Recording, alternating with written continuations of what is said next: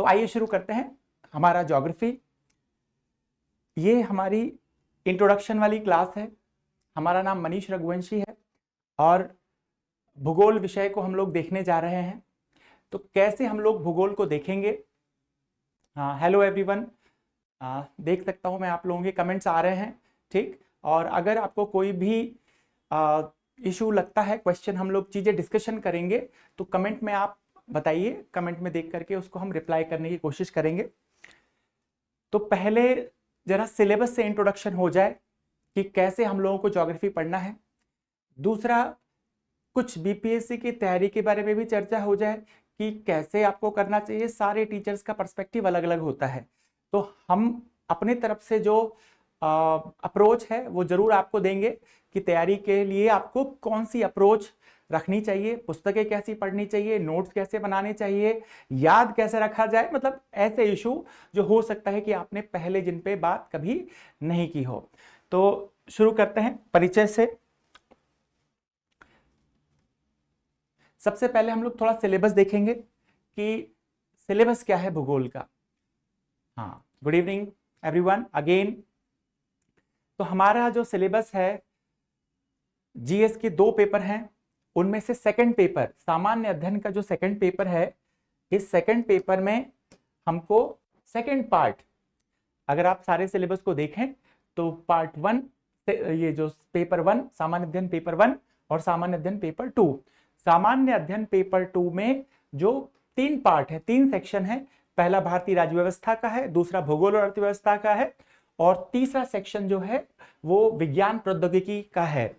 तो हमारा जो इशू है वो यहां पर है, भारत का भूगोल, भारतीय अर्थव्यवस्था और भारत का भूगोल। अब पेपर का नाम तो ये दिया है बीपीएससी ने, लेकिन पेपर में जब ये पूछेंगे तो कुछ इसके अलावा बिहार के भूगोल से रिलेटेड भी चीजें होंगी। तो वो कहां से हमें पता चलेगा कि और क्या पूछेगा?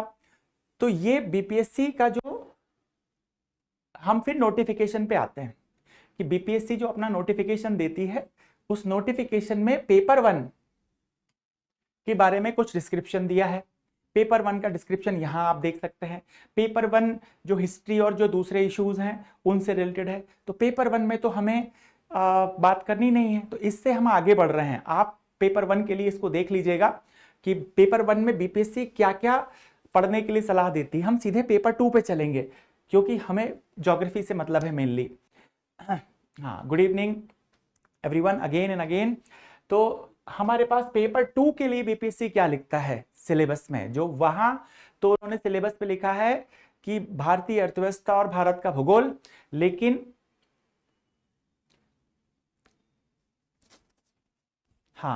तो इसमें पेपर 2 में कहता है भारतीय अर्थव्यवस्था और भारत तथा बिहार के भूगोल से संबंधित खंड में भारत की योजना और भारत के भौतिक, आर्थिक और सामाजिक भूगोल से संबंधित प्रश्न पूछे जाएंगे। अब ये डिस्क्रिप्शन दिया हुआ है, तो भारत तथा बिहार का भूगोल यहां पर, ठीक। जीएस पेपर 2 में यहां जब ये डिस्क्रिप्शन लिखती है बीपीएससी, तो उसमें बात करती है कि भारत तथा बिहार का भूगोल। तो अब आपको आगे से याद रखना है कि हमारा जो स्टडी है वो उसमें हम भारत का भूगोल भी पढ़ेंगे और बिहार का भूगोल भी पढ़ेंगे। ये फाउंडेशन बैच है, इस बात को भी याद रखना है, ठीक। जय बिहार, जय जोहार, ठीक। तो हमको याद रखना है कि हमारा फाउंडेशन बैच है और हमको प्री कम मेंस, प्रारंभिक परीक्षा की भी हमको चर्चा करनी है और हमको मुख्य परीक्षा की भी चर्चा करनी है। तो प्रारंभिक परीक्षा का सिलेबस कुछ भी नहीं है। प्रारंभिक परीक्षा में तो कुछ भी पूछ सकता है, वर्चुअली फैक्चुअल भी पूछ सकता है, कॉन्सेप्चुअल भी पूछ सकता है, सब कुछ पूछ सकता है।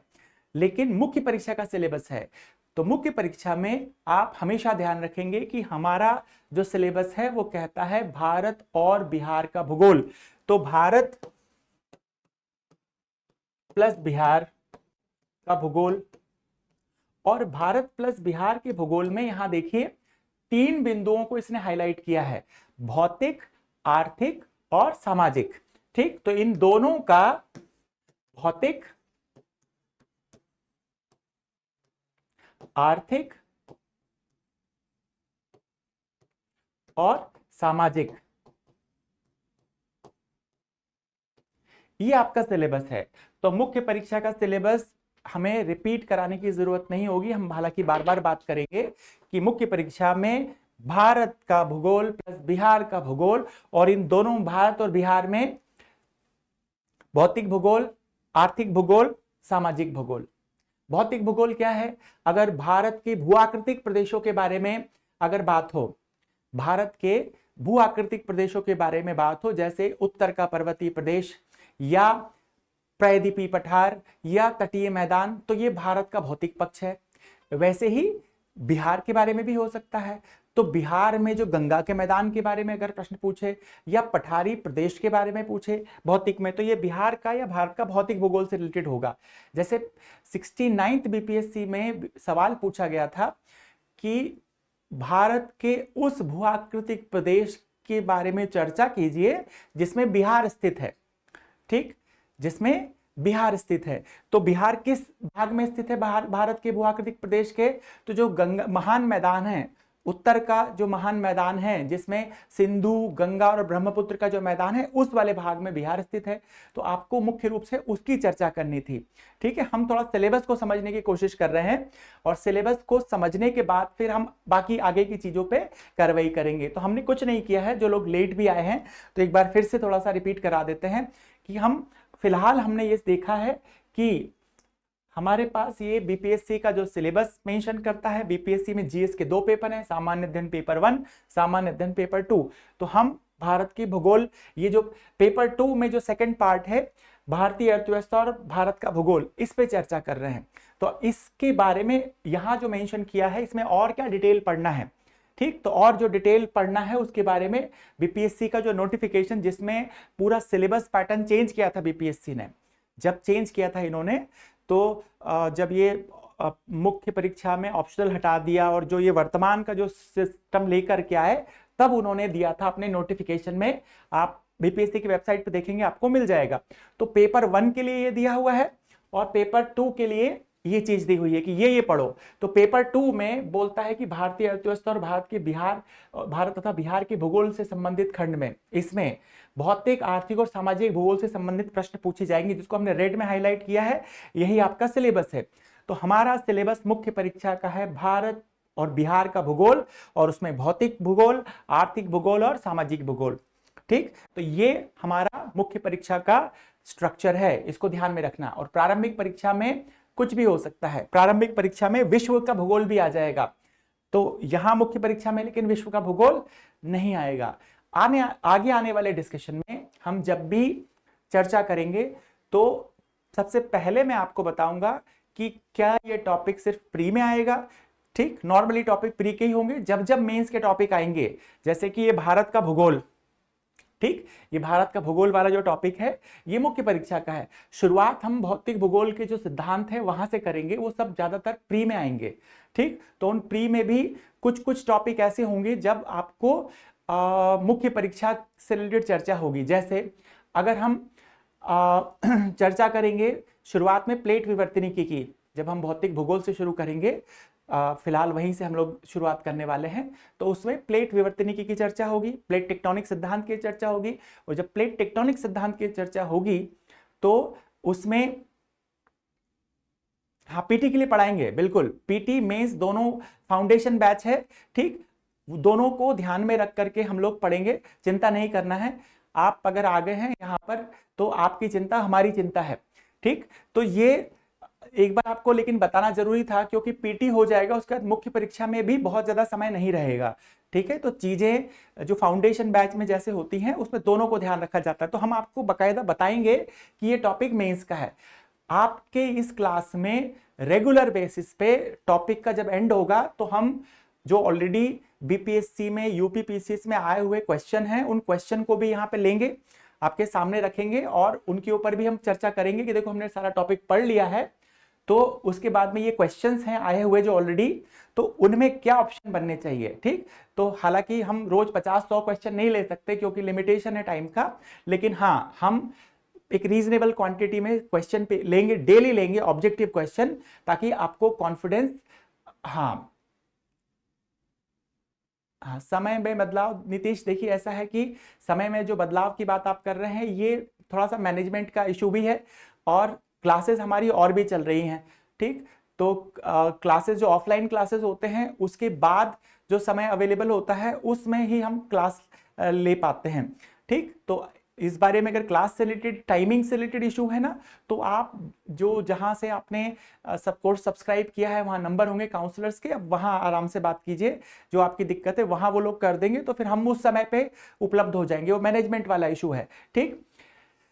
वैसे ये टाइम सबसे फ्री टाइम होता है और इसमें आराम से कोई हड़बड़ी नहीं होती, नहीं तो होता क्या है कि दिनकर गोलंबर पे क्लास हो रही है या बोरिंग रोड पे क्लास हो रही है तो बहुत भागम भाग वाला वो होता है। खैर, तो सिलेबस हमारा मुख्य परीक्षा का ये है। अब आते हैं हम लोग जरा थोड़ा सा ये देखेंगे हम कि इस परीक्षा का मनोविज्ञान क्या है। अभी पिछला जो 69th जो 70th बीपीएससी जो लोगों ने दिया, प्रीलिम्स दिया, तो उसमें बहुत सारे लोगों का जो पहले जिन्होंने प्री पास किया था उनका नहीं हुआ, ठीक। और बहुत सारे नए बच्चे, इनफैक्ट हम अपना अनुभव बताएं, जो मेंस वाले जो बैचेस हैं उनकी भी क्लास हमने ली थी, लगभग 70% बच्चे वो थे जिन्होंने कि पहली बार एग्जाम दे रहे थे, ठीक। हाँ, ठीक है। तो ऐसा क्या चीज है जिसकी वजह से ये समस्या आई, ठीक। तो फैक्चुअल नेचर था बीपीएससी के इस पेपर का, बीपीएससी की बहुत ज्यादा आलोचना भी हुई इस चीज को लेकर के, ठीक। तो स्तर हमेशा एक जैसा रहेगा एग्जाम का, ये कोई वो नहीं, गारंटी नहीं है। पेपर का स्तर ठीक भी हो सकता है, हम यूपीएससी के स्तर पर नहीं जाएंगे हमेशा, उस मतलब थोड़े बहुत एग्जाम्पल हो सकते हैं क्योंकि क्वेश्चन तो पूछ सकता है, लेकिन बीपीएससी जो ऐसा जो पूछता है, जो कठिन भी पूछा है, उससे थोड़ा सा हम आगे के स्तर तक लेवल को, डिस्कशन को रखेंगे, ठीक। ताकि अगर कोई डिफिकल्ट सवाल भी पूछे, कैसा भी सवाल पूछे, वो तक समझने की, करने की क्षमता आपके अंदर विकसित हो, ठीक। आप एमसीक्यू लगा सकते हैं, ठीक है, घटना चक्र वगैरह में आप एमसीक्यू लगा सकते हैं। बुक्स भी हम बताएंगे, अभी जो हम बेसिक चर्चा कर रहे हैं इसके बाद में हम बुक्स भी आपको बताएंगे कि कौन कौन सी बुक्स आपको फॉलो करनी चाहिए ज्योग्राफी के लिए, ज्योग्राफी पढ़ना कैसे चाहिए, कम समय में मिनिमम टाइम लगा करके कैसे आप ज्योग्राफी को कवर कर सकते हैं और प्री और मेंस में अच्छा अचीव कर सकते हैं, ठीक। तो शुरू करते हैं हमारा कि ये परीक्षा का मनोविज्ञान क्या है। देखिए, किसी भी परीक्षा के लिए आपका जो कंसंट्रेशन है तैयारी में वो बहुत ही इंपॉर्टेंट होता है। जब एग्जाम टाइम होता है, आपने देखा होगा कि आपकी पढ़ाई कितनी अच्छी होती है, साल भर आप बैठते हैं किताबें लेकर के, और आप जो नॉर्मल से चैप्टर पूरे दिन भर में नहीं पढ़ पाते हैं, 2-2 घंटे में आप उन सारे चैप्टर्स को खत्म कर लेते हैं। उस आपकी माइंड का जो स्पीड है, कैलकुलेशन है, प्रोसेस है, वो काफी बढ़ जाता है। तो जैसी तैयारी, जैसी पढ़ाई आपकी एग्जाम के टाइम में होती है, ठीक है, वैसी पढ़ाई चाहिए हमको, 6 महीने के लिए चाहिए, ज्यादा भी नहीं, 6-7 महीने के लिए अगर आप पढ़ाई करते हैं वैसी कॉन्सेंट्रेटेड, बिल्कुल पूरी ईमानदारी के साथ में, तो आप बीपीएससी आराम से पास कर सकते हैं। बस दिक्कत क्या है कि आप जाके बैठते हैं लाइब्रेरी में, ठीक, ये वहां यार दोस्त बनाते हैं, बहुत सारा टाइम वेस्ट करते हैं, पूरा एनर्जी, कॉन्सेंट्रेशन आपका वहां नहीं लगता।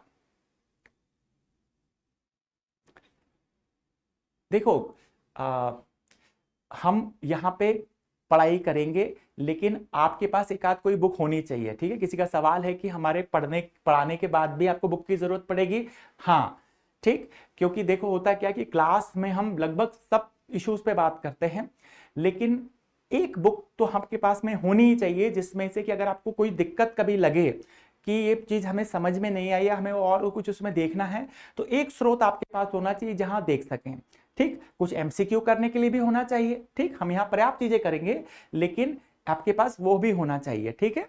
तो उससे आप रीचेक भी कर सकते हैं, कई बार हो सकता है कि आपने ठीक से सुना, नहीं सुना, क्या परसेप्शन रहा आपका, तो एक कोई अल्टरनेट मटेरियल आपके पास रहेगा।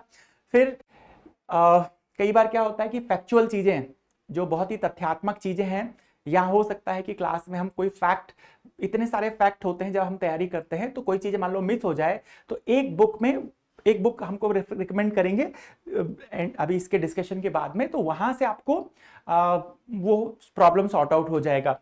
ठीक। क्लास के दौरान कोशिश होती है कि मोटा मोटा 95% चीजों तक हम टारगेट, देखो समय लिमिटेड है हमारे पास, समय ऐसा नहीं है कि अगले हम 3-4-5 महीना तक पढ़ते रहेंगे। ठीक। जब क्लास हमारे पास में टाइम का थोड़ा सा फ्रीडम होता है तो हम बहुत डिटेल में पढ़ सकते हैं। यहाँ कम समय में हमको ज्यादा से ज्यादा टॉपिक्स को कवर करना है। ठीक है। और आपको केवल ज्योग्राफी नहीं करना है, आपको जो दूसरे सब्जेक्ट हैं वो भी करने हैं। हाँ, मैपिंग भी करेंगे हम, चिंता नहीं करें। ठीक है। बुक्स भी मैं बताऊंगा आपको, थोड़ा सा पेशेंस रखें। अभी हम जो यहाँ जो देखिए यहाँ जो हेडिंग चल रही है ना, इसके ऊपर फोकस करिए, क्योंकि मैं जब आपके बुक्स पे आऊंगा फिर आप इसके बारे में पूछेंगे। ठीक। तो हमें पहले शुरुआत पे बात करनी है कि आपको पढ़ाई जो कैसे करनी चाहिए। हमारे पास जो 2-3 इशू हैं। ठीक। एक तो बुक कैसे पढ़, परीक्षा का मनोविज्ञान क्या है। ठीक। हमको बुक्स कैसे पढ़नी चाहिए और आपको क्या नोट्स खुद के बनाने चाहिए। ये 2-3 बिंदु हैं जिनके ऊपर हम चर्चा करेंगे। और फिर एक और इशू पे हम बात करेंगे कि एग्जामिनेशन वगैरह में आप जो कैसे लिखोगे, ताकि जैसे अभी मेंस चल रहा है, अभी बहुत अच्छी अपॉर्चुनिटी है कि आप जो लोग मुख्य परीक्षा दे रहे हैं उनका अनुभव उनसे लें, क्योंकि हो सकता है कि कुछ दिनों के बाद में उनको वो सारी जो इश्यूज एग्जैक्ट क्या उन्होंने चीजें फेस की वो याद ना रहे। तो अभी उनसे मिलिए और उनसे भी पूछिए साथ में कि आप क्या क्या अपने प्रॉब्लम फेस किया। मैं खुद आपको बताने जा रहा हूं यहाँ पे कि वो क्या क्या प्रॉब्लम फेस करते हैं, आप भी पूछिएगा। ठीक है, ताकि आपको एक बेहतर समझ हो। तो परीक्षा का मनोविज्ञान होता है, लगातार बीपीएससी की एग्जाम आती जा रही है और आप पढ़ाई कर रहे हैं, पढ़ाई के मोड से डेविएट नहीं होना है। कोई आगे अभी 2-4-6 महीना कहीं छुट्टी मत कीजिए, कहीं घर, कोई दिवाली, कोई दशहरा, जब तक ये प्रक्रिया चल रही है 4-6 महीने, क्योंकि इतनी अच्छी सीट्स अभी इस एग्जाम में 2000 के अप्रोक्सीमेटली सीट्स थी जो ऑलरेडी हो चुका है। और अब जो सितंबर में जो अगला एग्जाम होगा, इसमें भी हम उम्मीद कर रहे हैं कि लगभग कम से कम 1000 सीट्स होंगी, क्योंकि नीतीश कुमार ने बिल बोर्ड लगाए हुए हैं, चौराहे चौराहे पे, गांधी मैदान में जाओगे तो उस पर लिखा हुआ है कि रोजगार मतलब नीतीश कुमार। ठीक। तो चुनाव लड़ना है नीतीश कुमार को, तो डेफिनेटली बहुत अच्छी सीट्स आने वाली हैं। और बीपीएससी में हमेशा कोई गारंटी नहीं होती है कि इतनी अच्छी सीटें आएंगी। 200-300 सीट आती हैं तो कंपटीशन बहुत टफ हो जाता है, प्री पास करना बहुत मुश्किल हो जाता है। तो यहां सबसे पहला बिंदु जो गांठ बांध लीजिए कि अगला 4-5 महीना जो है कोई छुट्टी नहीं करना है। कोई छुट्टी नहीं करना, इसका रीजन है, जब आप कंसिस्टेंटली काम करते हैं रोज, तो समय के साथ में तो आपकी बैठने की क्षमता धीरे धीरे बढ़ती जाती है।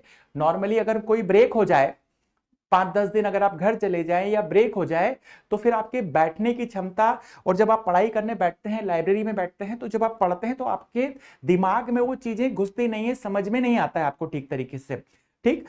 लेकिन जब आप लगातार एक ही पैटर्न फॉलो करते हैं तो दिमाग के समझने की क्षमता, बैठने की पेशेंस, जो जिसको हम कहते हैं, वो धीरे धीरे बढ़ती जाती है। 6-8 घंटा आप आराम से बैठ सकते हैं और उसमें आपको कंसंट्रेशन भी बहुत अच्छा होता है। तो ये एक काम करना है कि अगले 4-6 महीने जो भी हैं हमारे एग्जाम के पास करने के लिए, पहला रूल गांठ बांध लीजिए कि जो एग्जामिनेशन फोबिया होता है, एग्जाम से हमको डर लगता है कि एग्जाम जैसे आता है आपके कॉलेज का एग्जाम, तो आप साल भर जिस बुक्स को नहीं, जितना सिलेबस नहीं पढ़ पाते हैं, वो उस एग्जाम के बीच में जो ब्रेक होते हैं 2-4 दिन के, उनमें भी खत्म हो जाता है।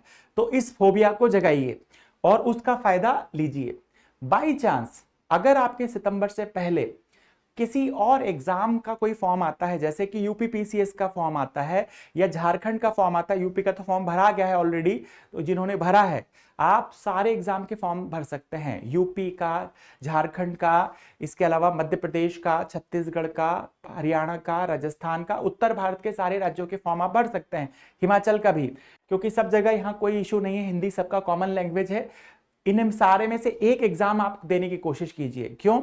अगर बीपीएससी से पहले उसका प्री होता है, उसको टारगेट कीजिए कि आप आपका सारा सिलेबस उस एग्जाम के पहले खत्म कर लेंगे।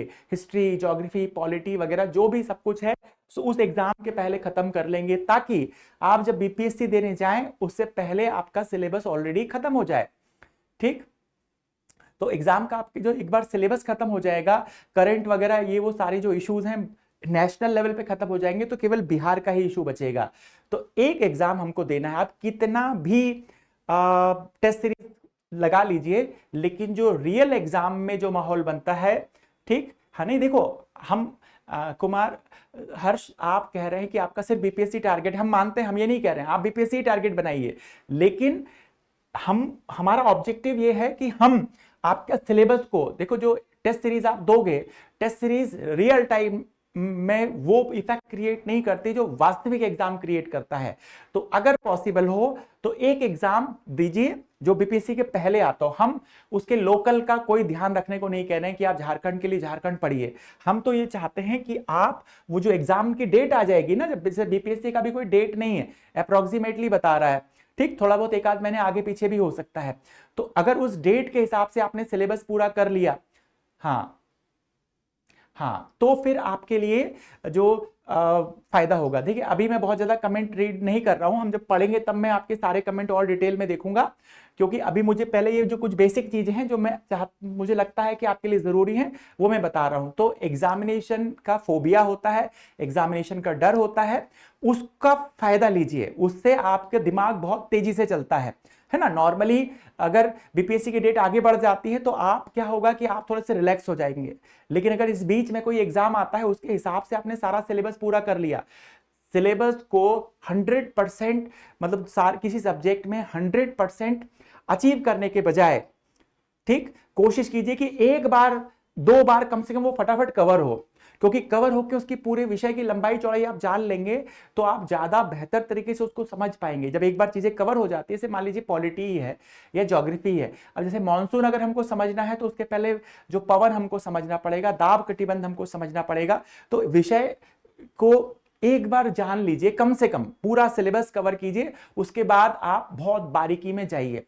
ऐसा नहीं कि आप अगर हिस्ट्री पढ़ रहे हैं तो इतनी सारी किताबें लेके बैठ गए हैं, इतने सारे, अब लोग घटना चक्र सॉल्व करते हैं, ठीक, यहाँ भी हम तो ऑफलाइन जो क्लासेस होती हैं, लाइब्रेरी भी है नीचे, तो उसमें लोग आते हैं और उसमें सिविल सर्विस आईएएस के भी क्वेश्चन होते हैं, थोड़े से डिटेल होते हैं। अब इतना कम समय है, आप उसमें बहस करेंगे, समय व्यर्थ करेंगे, तो समय व्यर्थ नहीं करना है। यूपी पीसीएस या फिर आपके बिहार पीसीएस, इसके अलावा जो पीसीएस लेवल है वो, और आईएएस के थोड़े बहुत सवाल आप घटना चक्र से देख सकते हैं, बहुत ज्यादा उसमें उलझेंगे तो बहुत सारा समय लगेगा, ठीक।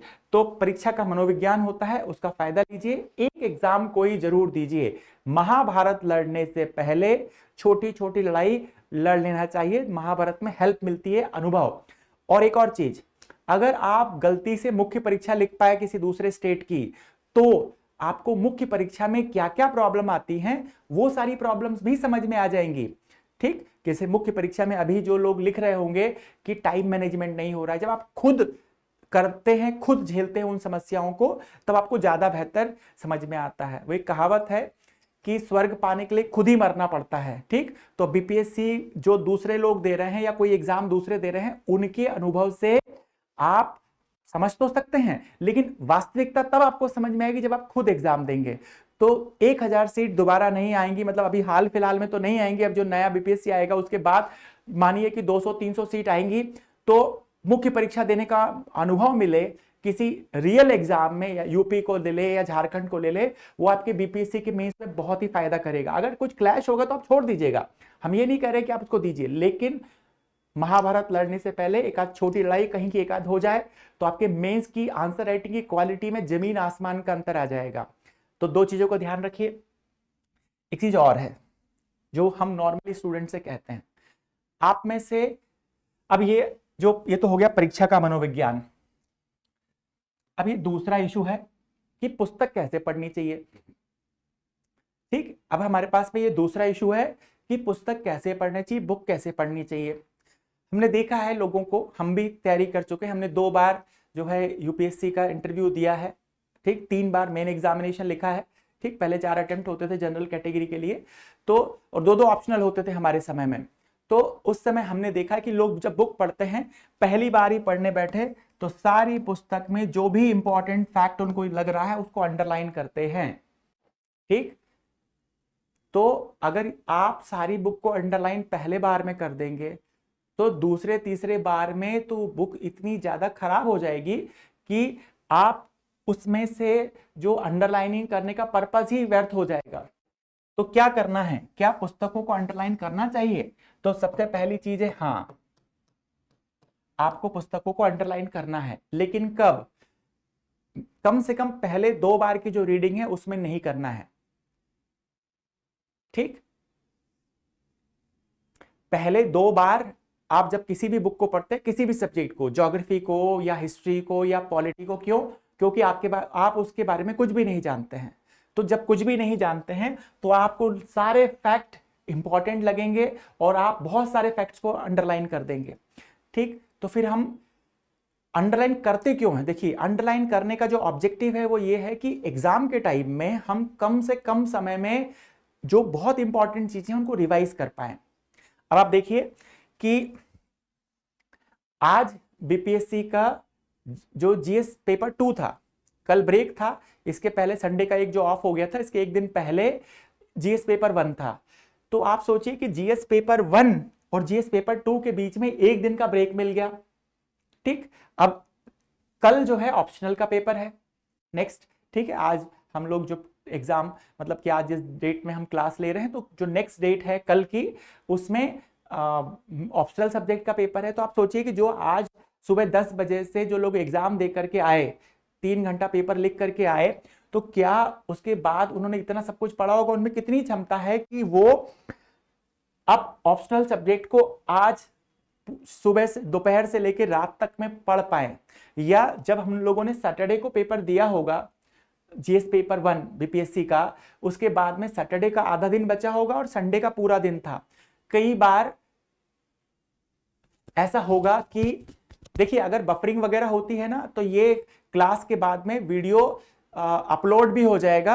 ठीक है, कुछ जैसे आज कुछ टेक्निकल प्रॉब्लम था, शुरुआत से क्लास इसी वजह से थोड़ा सा हमारा डिले हुआ, तो वो फिर से इसको पूरा रिफ्रेश करके अपलोड हो जाएगा, तो वहां देख लीजिएगा अगर ऐसा लग रहा है तो। ठीक, बाकी हमें लगता है कि आवाज, हाँ, ऑप्शनल में गोला ही भरना होता है। ऑप्शनल के बारे में भी हम कुछ थोड़ा सा बता देंगे। ठीक है, तो हाँ, पहले हम इस पॉइंट पे बात करते हैं ताकि सिस्टमेटिक तरीके से हम देख पाए, भटकाव ना हो। ठीक, क्योंकि आप लोग कमेंट में, तो आपके कमेंट इतने रैंडम चलते हैं कि अगर हम सबके कमेंट्स के को लेने लगे तो फिर तो हम सब्जेक्ट से एकदम भटक जाएंगे। तो आप देखिए, पुस्तक हमको क्यों पढ़ के अंडरलाइन कितनी करनी चाहिए? किसी भी पुस्तक को उतना अंडरलाइन करो कि अगर आपके पास में 1 आध घंटा अवेलेबल है, उसमें से उनके वो चीजें आप देख पाए जो आप बार बार भूल जाते हैं, या वो चीजें जो कि आपको लगता है कि आपको एग्जाम में लिखनी ही है, एग्जाम के लिए आपको याद ही रखनी है।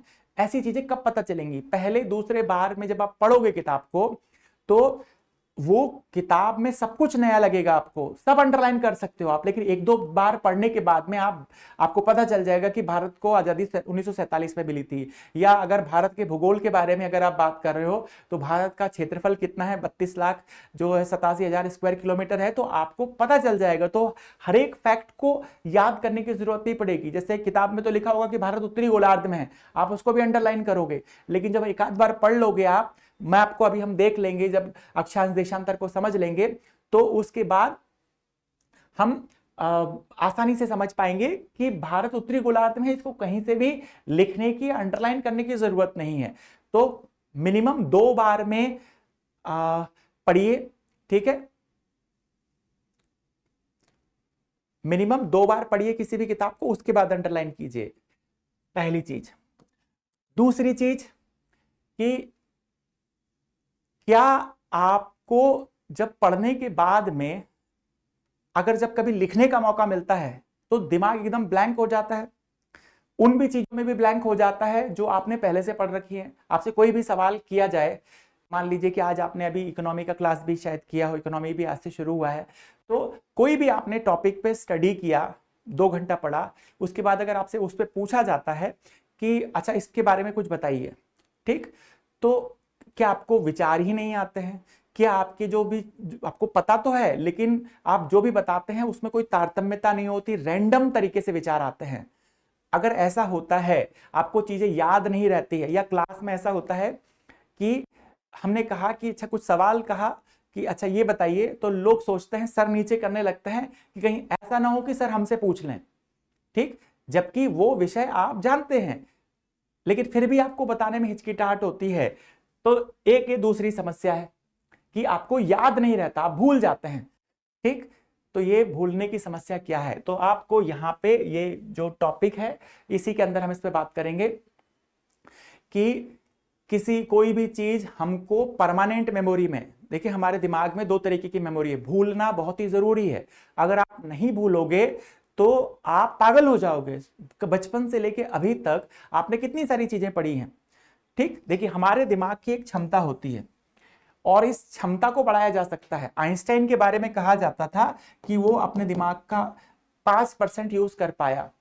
आइंस्टाइन इतना प्रकांड विद्वान है, अगर वो अपने दिमाग का 5% यूज कर पाया तो हम तो हो सकता है कि 0.5% भी यूज नहीं कर पा रहे हैं।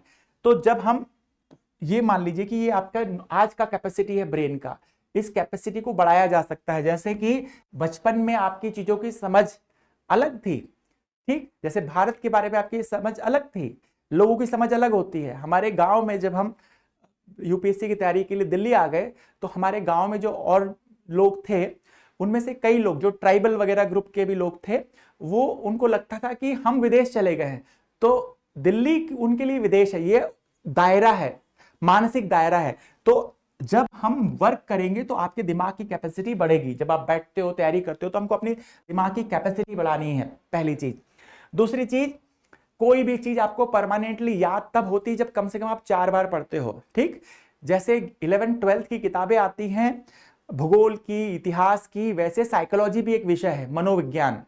ठीक, तो मनोविज्ञान आपके दिमाग, आपका मन किस प्रकार से काम करता है, कैसे चलता है, वो उस पे बात करता है। ठीक, तो धीरे धीरे अपनी मेंटल कैपेसिटी को आप बढ़ा सकते हैं। जैसे आइंस्टाइन जैसे लोगों ने कितना बड़े स्तर पर सोच सकते हैं, हम जिन चीजों को समझ भी नहीं सकते उन्होंने सोच करके, लिख करके अब से 100 साल पहले चले गए। तो कैपेसिटी को हम बढ़ा सकते हैं। कैसे बढ़ा सकते हैं? चीजों को हमको कम से कम 4 बार पढ़ना पड़ेगा, तब हमको वो परमानेंट मेमोरी में याद रहेंगी। और अगर आप चाहते हो कि आपको चीजें रिकॉल हो, तो रिकॉल होने के लिए जरूरी है कि आप अपने दिमाग को एक सिस्टम सिखाइए, एक सिस्टम सिखाइए। एक मार्केट में एक बुक आई थी, एटॉमिक हैबिट्स, ठीक है, बहुत पॉपुलर बुक है जो मार्केट में आपको इजीली मिल जाएगी। इसको पढ़ने के लिए नहीं कह रहे, बिल्कुल नहीं पढ़ना है, समय बिल्कुल है ही नहीं। ठीक, तो छोटी छोटी आदतें जो साइकोलॉजी में जो वो उन्होंने कही हैं, तो वो उनमें से ही कुछ चीजों को यहां भी इन्होंने बताया है, वही मैं आपको बता रहा हूं कि छोटी छोटी आदतों के माध्यम से कैसे हम अपनी क्षमताओं को बढ़ा सकते हैं। याद रखने की क्षमता, एक्सप्रेस करने की क्षमता। तो अभी हम क्या करते हैं, नॉर्मली सारे लोग क्या करते हैं, जनरली जिनको ये समस्या है जो हमने बोली है, तो वो सिर्फ रीडिंग करते हैं, किताब लेके बैठ गए और टॉपिक को पढ़ लेंगे, शुरू से लेके आखिर तक पढ़ लेंगे। एक चैप्टर खत्म हो गया, फिर दूसरा चैप्टर लेके बैठ जाएंगे, उसको कर लेंगे, फिर तीसरे को लेके बैठ जाएंगे। होता क्या है कि इसके पहले देखो, हमारी आंखें एक प्रकार का कैमरा है, और जब हम अपने घर से कहीं बाहर जाते हैं या देखते हैं या पढ़ते हैं तो सारी चीजें उस पर रिकॉर्ड होती हैं। लेकिन हम अपने दिमाग को कभी ये नहीं कहते कि भाई हम जो इंफॉर्मेशन फीड कर रहे हैं वो वापस भी दो। तो इसीलिए उसकी रिकॉल करने की क्षमता, मतलब कि एक दिशीय प्रवाह होता है सूचना का किताबों से हमारे दिमाग की तरफ। हम हमारे दिमाग को वापस कभी जोर डालते ही नहीं है इन जनरल कि भाई जो इंफॉर्मेशन हम अंदर दे रहे हैं उसको वापस भी दीजिए। तो क्या करना है हमको, एक छोटा सा, मतलब बहुत ज्यादा टिपिकल बात नहीं करेंगे, एकदम बेसिक बातें करेंगे। अगर आप कोई एक टॉपिक पढ़ रहे हैं, मान लीजिए एक कोई भी टॉपिक आपने एडिटोरियल पढ़ा, ठीक है, न्यूज़पेपर से एडिटोरियल पढ़ा, तो संपादकीय पढ़ा, संपादकीय पढ़ने के बाद मान लो कि आपने 45 मिनट पढ़ा, 45 मिनट पढ़ने के बाद आपको बैठना है और उसको जो भी आपने यहां से पढ़ा उसको बंद कर देना है और सोचिए, 1-1.5 मिनट सोचिए। और इस पूरे संपादकीय, मान लीजिए कि 1000 शब्द लिखे थे, तो कम से कम 5 से लेके 7 लाइन उसके बारे में रिकॉल करके लिखिए। ये मत देखिए कि कॉपी नहीं करना है, कॉपी नहीं करना है, आप सिंपली जो अपना जैसा आपको याद आए, ये भी मत देखिए कि क्या आपने किस फ्लो में लिखा है। ठीक, वो फ्लो को छोड़िए, आप केवल उसमें से 5-7 पॉइंट जो भी आपने पढ़ा उसमें से 5-7 पॉइंट को लिखिए। जब आप इसको प्रैक्टिस बना लीजिए, इसको हैबिट, क्योंकि इसमें क्या होगा, जब आप पढ़ रहे हैं टॉपिक को तो दिमाग के अंदर सूचना जा रही है, फिर आप दिमाग को इंस्ट्रक्शन दे रहे हैं कि भाई चलो मुझे बताओ अब कि जो मैं चाहता हूं वो इंफॉर्मेशन दो। तो शुरुआत में कुछ दिनों तक ये जो 5-7 लाइनें लिखने के लिए हो सकता है कि आपको शब्द ही ना मिले, बहुत कुछ बेसिक सा लिख पाएंगे आप, लेकिन धीरे धीरे धीरे 10-12 दिन के बाद आप अगर इसको करते रहेंगे, हर बार ये कीजिए कि अगर आप 1 घंटा 1.5 घंटा पढ़ के कोई चैप्टर खत्म किए, एनसीईआरटी की किताब को देखिए, एनसीईआरटी के जो चैप्टर होते हैं, कोई भी किताब ले लो, कोई भी नोट्स ले लो जो नए वाले हैं, उसमें जो भी किताब होती है उसके लास्ट में, सबसे लास्ट में उस पूरे चैप्टर की समरी होती है, कुछ एक बॉक्स में समरी बना के देता है। ठीक वही चीज करना है आपको कि जब आप पढ़ते हैं, एक चैप्टर पढ़ा, बस बैठ जाइए शांति से, जैसे ही खत्म होता है और 2 मिनट लीजिए और उसके बाद में उसमें से 5, 7, 8, 10 पॉइंट जो आपको लगे जैसे लिखना हो वैसे लिखिए। इसको प्रैक्टिस कीजिए, ये मनोविज्ञान है, इससे आपके दिमाग में सूचना जाने और बाहर से, अंदर से सूचना बाहर आने की जो स्पीड है वो ठीक होगी, और तब फिर एकदम ब्लैंक नहीं होगा कि जैसे ही आपसे सवाल पूछा आपको शब्द ही नहीं याद आ रहे हैं, आपको शब्द ही याद नहीं आ रहे। क्यों? क्योंकि आपके दिमाग को आदत नहीं है। ये प्रैक्टिस अगर आप करोगे तो एग्जामिनेशन में क्या फायदा होगा, एग्जामिनेशन में जब हमारे पास 3 घंटे का समय होता है और हमको बहुत सारे सवाल ऐसे मिलते हैं जब हम उनके बारे में हमें मोटा मोटा पता होता है लेकिन एग्जैक्ट नहीं होता, हमको क्वेश्चन को थोड़ा घुमा फिरा के आंसर बनाना पड़ता है। तो जब बनाने की बात आएगी तो आपका दिमाग फास्ट चलेगा, दिमाग को चलाने की आदत तो है ही नहीं, आप तो बस उसमें ठूसते रहते हो इंफॉर्मेशन। जब अंदर से उसमें से इंफॉर्मेशन मांगोगे तो वो फिर उसके दिमाग की प्रोसेसिंग करने की क्षमता बढ़ेगी। तो पुस्तक पढ़ना है के लिए अंडरलाइन करना है, हाँ अंडरलाइन कब पढ़ना है, करना है 2 बार पढ़ने के बाद, और अपनी पुस्तक किसी को भी नहीं देना है। ठीक, क्योंकि आप जो पुस्तक में अंडरलाइन करते हो, अगर आप अंडरलाइन नहीं भी करते हो तो जब आप पेज पलटाते हो तो पेज मुड़ जाते हैं या पसीने के निशान लग जाते हैं, वो भी एक प्रकार की वीडियो मेमोरी है। ठीक, वीडियो मेमोरी। अच्छा ऐसे समझिए कि अगर एक व्यक्ति को कोई मूवी है, मान लो कि अभी जाट जट ऐसी कोई मूवी आई थी सनी देओल वाली, वो मूवी दिखाई जाए और दूसरे व्यक्ति को उस मूवी की स्टोरी एक कहानी के रूप में वैसी की वैसी जैसी है वैसी पढ़ने को दे दी जाए, और उसके बाद दोनों व्यक्तियों से सवाल पूछे जाए उस मूवी के बारे में, कौन बेहतर बता पाएगा? वो व्यक्ति जिसने मूवी देखी है। ठीक, क्योंकि हमारी जो विजुअल मेमोरी होती है वो ज्यादा स्ट्रांग होती है।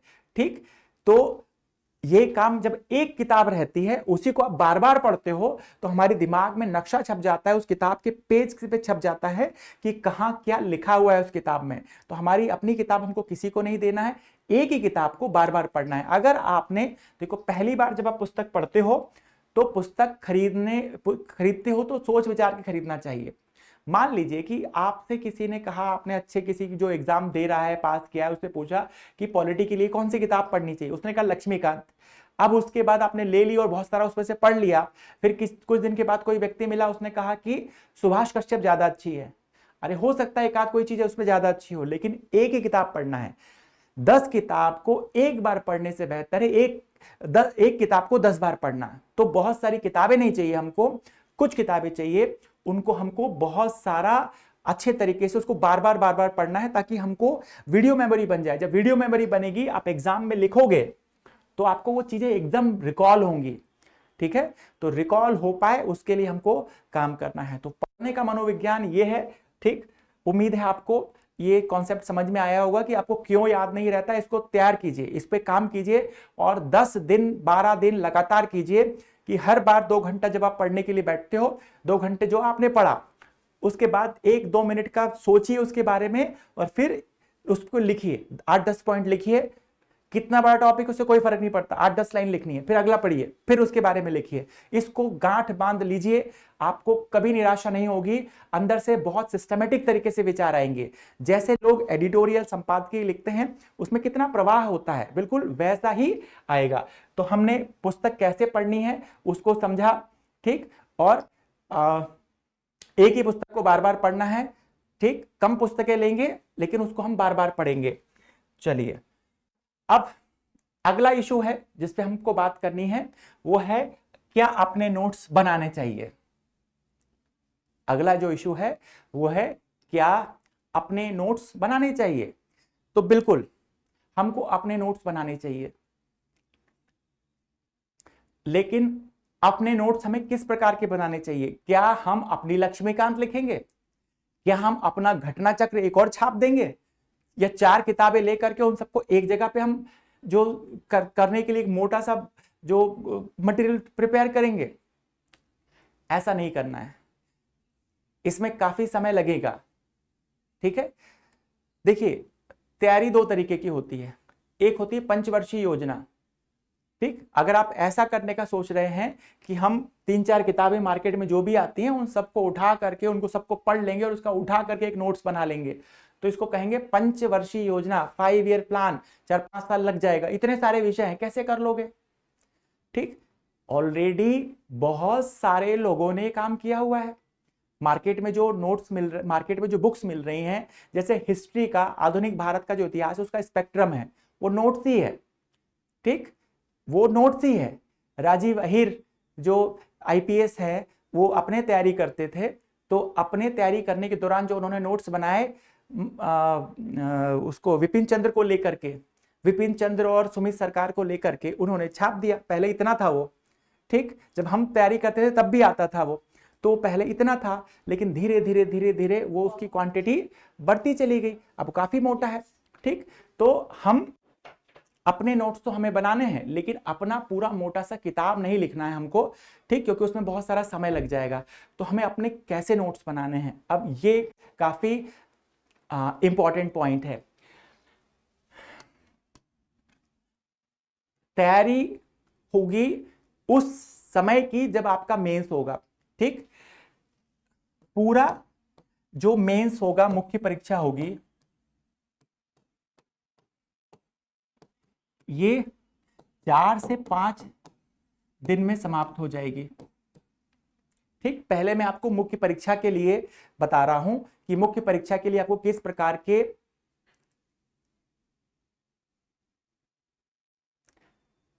देखो, हम देखिए अगर आपको काफी लंबा समय हो गया है, ठीक है, आप अपने अनुभव साझा कर सकते हैं बिल्कुल, लेकिन कुछ तो गलतियां होंगी।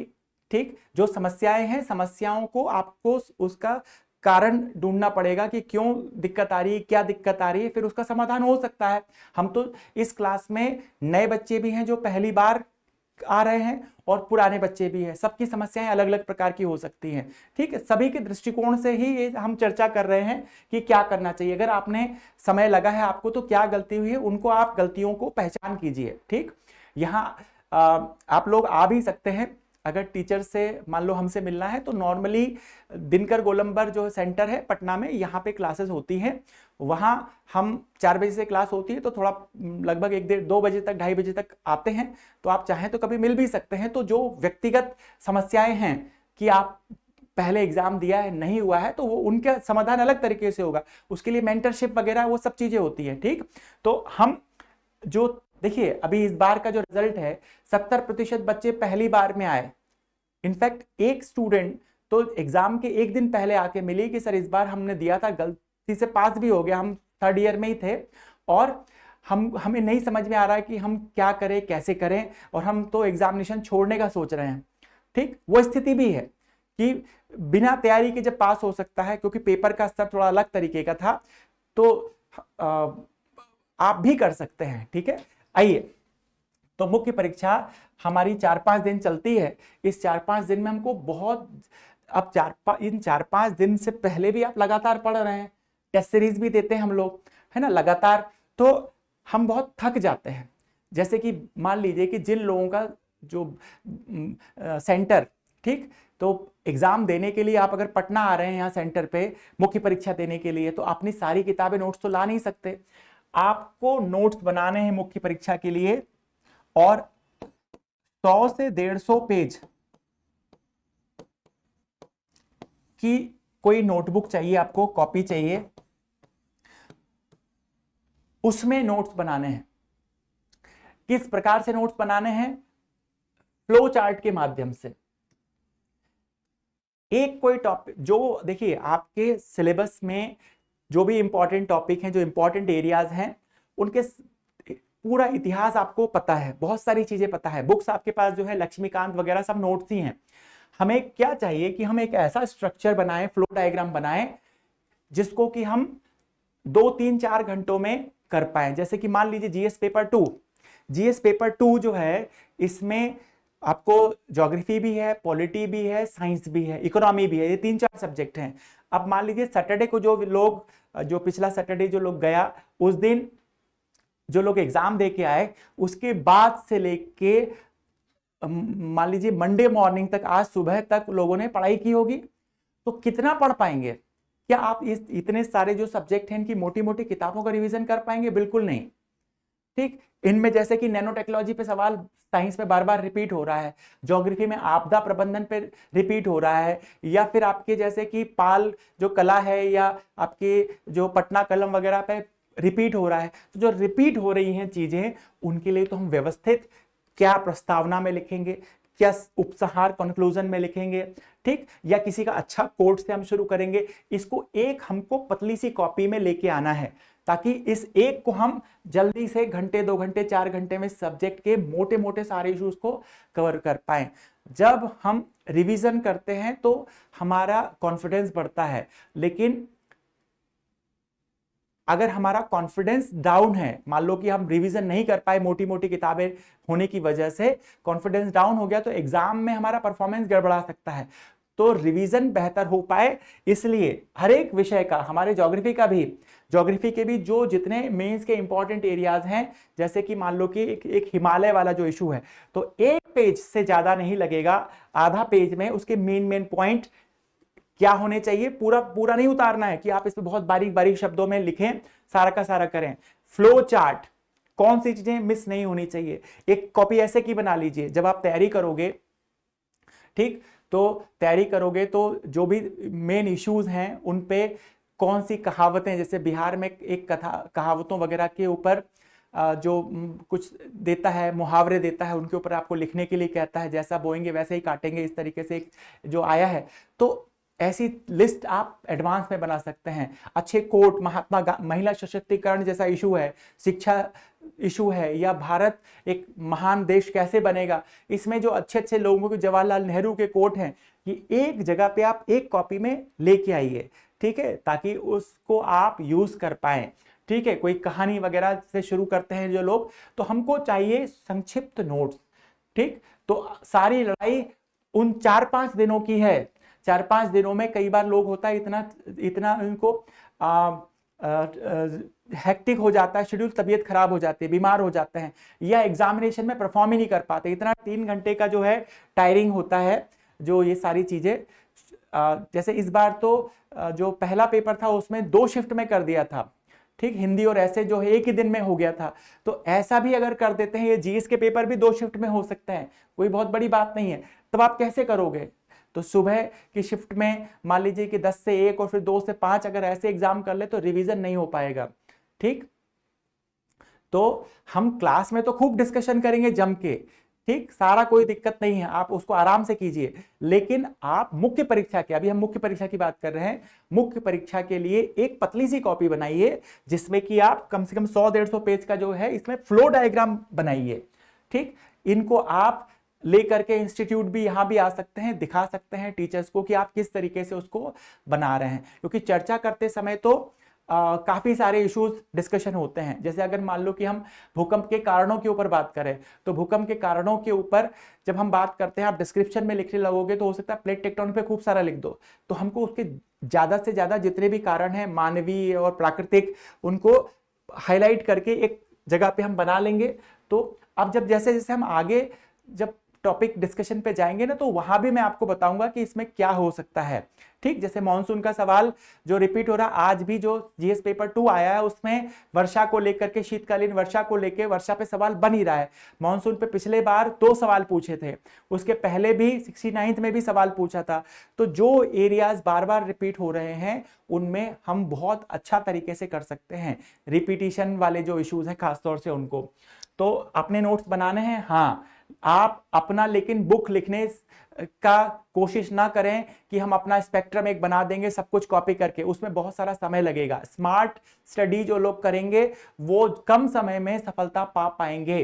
ठीक, उनको बीपीएससी को बहुत ऐसे इंटेलिजेंट लोग चाहिए जो कि कम एफर्ट, देखो पहली बार जिन्होंने एग्जाम दिया और सिलेक्शन लिया, ठीक है, इतनी कम एज में भी बहुत सारे 70% बच्चों ने लिया, तो उनमें कुछ तो अब जो विशेष रहा होगा। ठीक है, तो जो परिस्थितियां बदली हैं कि मान लो इस तरीके से पूछ रहा है तो अपने आप को मोल्ड कीजिए उसी तरीके से तैयार करने के लिए। तो नोट्स बनाना है तो बिल्कुल हाँ बनाना है, इतना बनाना है, मुख्य परीक्षा के लिए फायदा होता है। देखो यहाँ जो टॉपर्स लोग, अभी जैसे कि यूपीएससी की भी नई टॉपर आई है, वो लोग किस तरीके से काम करते हैं। यहाँ देखो ये एक बुक है, ये इसमें इन्होंने इसको अलग अलग तरीके से कौन बुक मार्किंग की हुई है, यहाँ पे कुछ इशू पे कुछ ये रेड वाले टेप लगाए हुए हैं ताकि ये टिपिकल एरियाज हैं, समझने का तरीका है ये, जिनमें आप येलो है इनको आपको कम देखना है, रेड वालों को आपको ज्यादा देखना है, इसको आप बार बार भूलते हो और बार बार सवाल आता है उसके ऊपर, है ना। तो आपने पूरा जो विषय है, जितने भी सब्जेक्ट हैं उन सब में कैसे करना है आपको। प्रीलिम्स में आपको साइंस भी होगा, ज्योग्राफी भी होगी, इकोनॉमी भी होगा, हिस्ट्री भी होगा, लेकिन इस सब में हिस्ट्री के क्वेश्चन काफी ज्यादा होते हैं। ठीक, साइंस के बायोलॉजी वगैरह के क्वेश्चन ज्यादा होते हैं, तो उसको समय दीजिए, टाइम को एलोकेट कीजिए, जो भी 3-4-5 महीना हमारे पास में है उसमें। तो अब परीक्षा में कैसे लिखा जाए, अभी मैंने शुरू में आपसे कहा था, ये एक और इशू है हमारे पास में, परीक्षा में कैसे लिखा जाए। अभी जो लोग मुख्य परीक्षा दे रहे हैं वो लोग भी बताते हैं, क्योंकि यहाँ नीचे लाइब्रेरी है, वहां पे लोग आ रहे थे, कल भी आए थे लोग जो एग्जाम दे रहे हैं, आज भी एग्जाम लिखने के बाद भी लोग आए हुए हैं, क्योंकि कल ऑप्शनल है उसके लिए तैयारी कर रहे हैं। तो अब जो पहली बार एग्जाम देते हैं उनके साथ ये प्रॉब्लम थोड़ा सा ज्यादा होता है। असली समस्या मुख्य परीक्षा की है, प्रीलिम्स पास करके कुछ नहीं होगा। ठीक, अगर आप कुछ करना चाहते हैं, ठीक, आपने बिल्कुल दृढ़ निश्चय किया है कि जब तक फोड़ेंगे नहीं तब तक छोड़ेंगे नहीं, वो वाली मेंटालिटी पे अगर आप जा रहे हैं तो आपको अच्छा लिखना सीखना पड़ेगा। आप यहां देखो, इससे आप एग्जाम्पल से समझ सकते हैं कि क्या समस्या आती है लिखने के दौरान। जो लोग एग्जाम लिख के आए हैं उनसे भी पूछना, ये उसको हम इस तरीके से रिप्रेजेंट करते हैं कि पहला पेज और आखिरी पेज में आप क्या लिख रहे हो, कैसे लिख रहे हो। ठीक, एग्जाम कॉलेज का भी दिया होगा आपने, वहां आप जब लिखते हैं कॉलेज के एग्जाम में तो लिखने की आपको आदत नहीं होती है, नॉर्मली रेगुलर लिखिए। अभी हमने आपसे कहा कि जो कोई भी टॉपिक 1-2 घंटे पढ़ने के बाद उसके बारे में 2-4-5-7 लाइन तो कम से कम लिखिए ही लिखिए। इस चीज को आपके अभी ऐसे लिखिएगा, फिर फ्यूचर में टाइम फ्रेम के हिसाब से लिखिएगा कि एक प्रश्न 38 मार्क्स का है, वो कितनी देर में आपको समय मिलेगा एग्जाम में, क्योंकि क्वेश्चन छूटना नहीं चाहिए। आप एग्जाम में जब जाते हैं तो वहां कई बार क्या होता है कि आपके काफी सारे क्वेश्चन छूट जाते हैं। सही सिलेक्शन करना, सही समय पे कौन सी चीजों को करना है, कौन सी चीजों को नहीं करना, ये डिसीजन मेकिंग भी बहुत इंपॉर्टेंट है। तो लोगों को लास्ट क्वेश्चन लिखने का समय ही नहीं मिलता, बेतरतीब तरीके से कुछ भी लिखते हैं। ठीक, तो ऐसा ना हो, इसके लिए रेगुलर प्रैक्टिस की जरूरत होगी।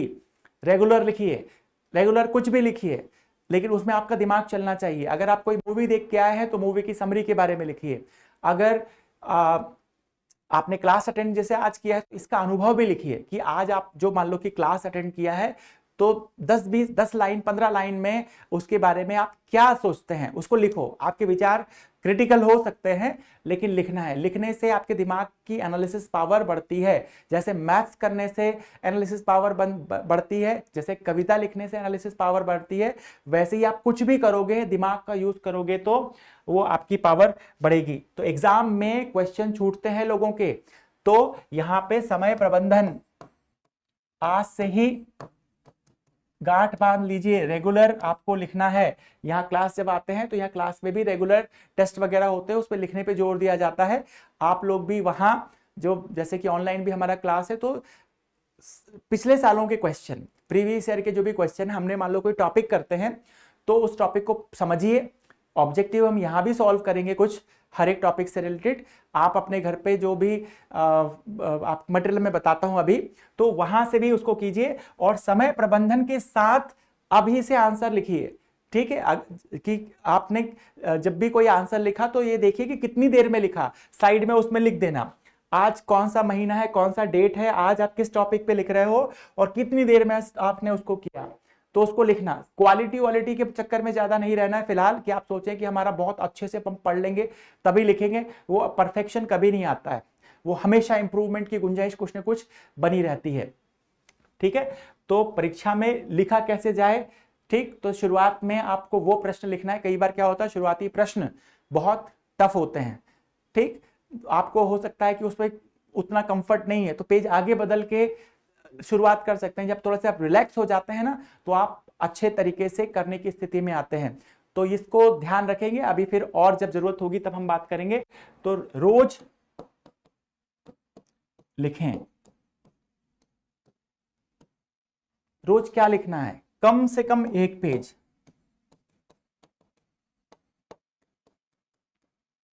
ऐसा जिसमें कि आपको सोचने की जरूरत पड़े। ठीक, ज्यादा में तो हम कहते हैं कि नॉर्मली आपकी जो भी पढ़ाई है उसका कम से कम 25% टाइम आपको लिखने पे देना चाहिए, क्योंकि आप जब खुद से सोच करके लिखते हैं और अगर आपको थोड़ा सा एक्सप्रेशन पावर की समस्या है, आप समझा नहीं पाते, ठीक है, तो आपके लिए एक और उपाय हम बताते हैं कि आप ट्यूशन पढ़ाइए।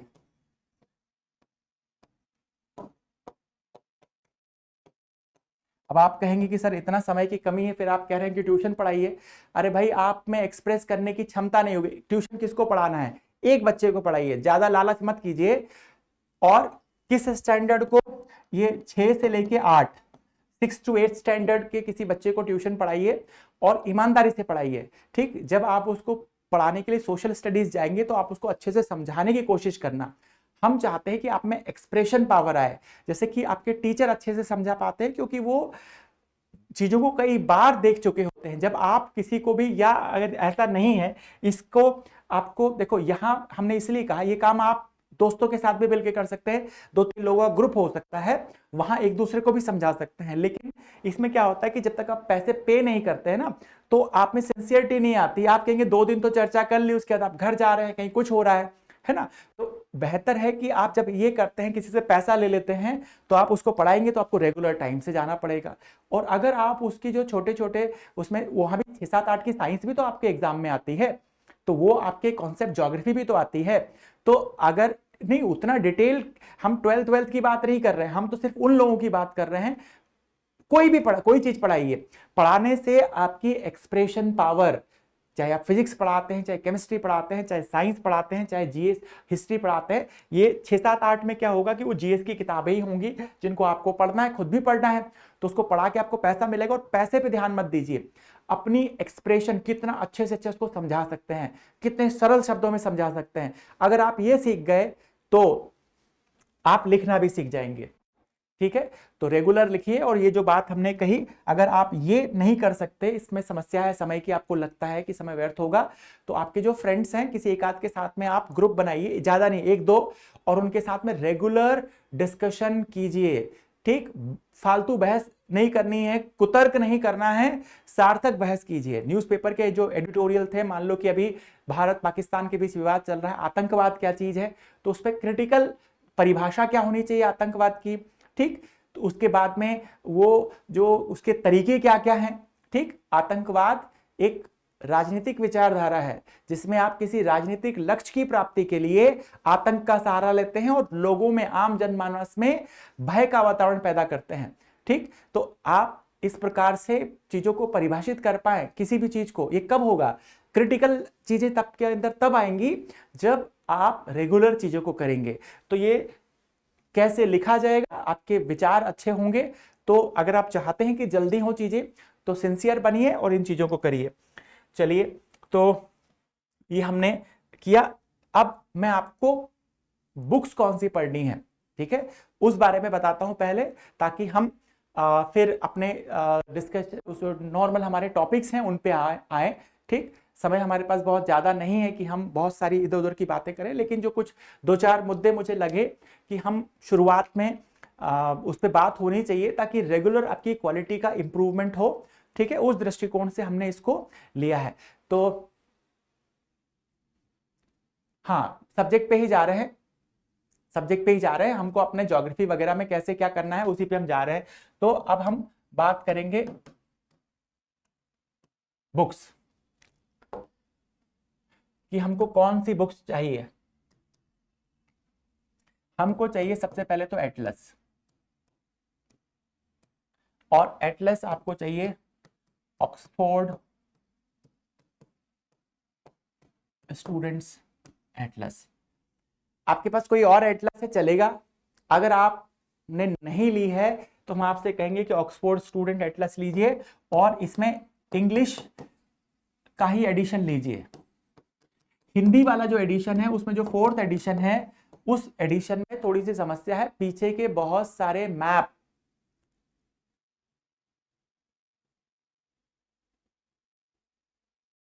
ठीक वो उसमें नहीं है। 3rd एडिशन में ज्यादा मैप है, 4th एडिशन में नहीं है। तो अगर आपको हिंदी का लेना है और 3rd एडिशन मिल जाता है कहीं से तो well and good.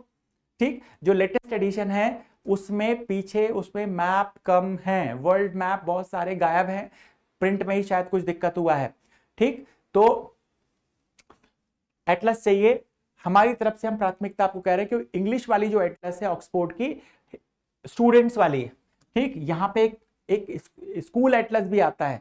School Atlas काफी डिटेल है, आपका गांव नहीं ढूंढना है हमको, हमको चाहिए कि हमारे बेसिक सारे काम उसमें हो जाए और आपको दिख जाए आसानी से चीजें। तो आपको चाहिए ऑक्सफोर्ड स्टूडेंट्स एटलस। देखो, एंट्री पढ़ने में शब्द को पट ना लिखा हो या PATANA हो, दोनों में कोई बड़ी भारी दिक्कत नहीं है, आप दोनों को कर सकते हैं। तो इंग्लिश इतना बेसिक तो मुझे लगता है कि आप सब लोगों का होगा कि आप इंग्लिश समझ सकते हैं। तो अगर आपको कोई दिक्कत नहीं है तो आप ये वाला, इंग्लिश में दिक्कत नहीं है तो इंग्लिश वाला ले लीजिए। ठीक है, ऑक्सफोर्ड का। अगर आपका मन करता है कि आपको सिर्फ हिंदी ही चाहिए तो फिर आप एक ओरिएंट ब्लैक स्वान पब्लिकेशन है उसमें जा सकते हैं, उनका एटलस भी ठीक है। लेकिन जितनी चीजें हमको BPSC UPSC के लिए चाहिए वो सारे इस एटलस में हमको मिल जाते हैं। हिंदी वाला 4th एडिशन नहीं लेना है, उसमें बहुत सारे मैप्स नहीं है। 3rd एडिशन ले लीजिए, कोई दिक्कत नहीं, हिंदी का बिल्कुल चलेगा। तो पहली मुद्दा हमारा जो सॉर्ट आउट हो गया, एटलस। दूसरा, हमें चाहिए समग्र भूगोल। ये एक पुस्तक है जो कि महेश बर्णवाल ने लिखी है। महेश बर्णवाल ने बहुत सारी किताबें लिखी हैं, NCERT का भी है, ठीक, तो वर्ल्ड का है तो इंडिया का है। ठीक, इसका जो भी लेटेस्ट एडिशन है वो आप ले लीजिए, एक किताब जिसको हमने कहा। अब हमने ये इसलिए कहा क्योंकि ये जो किताब है बर्णवाल की, ये सारी NCERT का सार है। ठीक, अभी पूरा जब डिस्कशन आपका हम देख रहे थे तो किसी ने कहा कि NCERT 6 से लेके 10 तक, 6 से लेके 12 तक, या ओल्ड NCERT की भी बात होती है कि पुरानी NCERT अच्छी हैं या नई NCERT अच्छी हैं। तो ये सारी समस्याओं का समाधान है ये किताब, क्योंकि इसमें ये इसका जो फाउंडेशन था वो पुरानी NCERT का था, और इसके बाद में इसमें नई NCERT के भी सारे फैक्ट और टेबल्स वगैरह जो फैक्ट्स के रिलेटेड है वो हैं। तो आपको काफी सारी NCERT नहीं पढ़नी पड़ेंगी। ठीक, हाँ, तो ये महेश बर्णवाल का जो किताब है समग्र भूगोल, नाम ध्यान रखना, समग्र भूगोल। इसका एक सब्स्टिट्यूट और है कि अगर आपको लगता है कि आपको ये किताब जो है नहीं लेना है, ठीक, तो एक और ऑप्शन में आप जा सकते हैं। वो ऑप्शन है आप दृष्टि पब्लिकेशन का भी ले सकते हैं, और एक और ऑप्शन है उसमें, लेकिन एक किताब नहीं होगी उसमें, फिर आपको 2 किताबें लेनी पड़ेंगी। जो वाणी प्रकाशन का विश्व का भूगोल,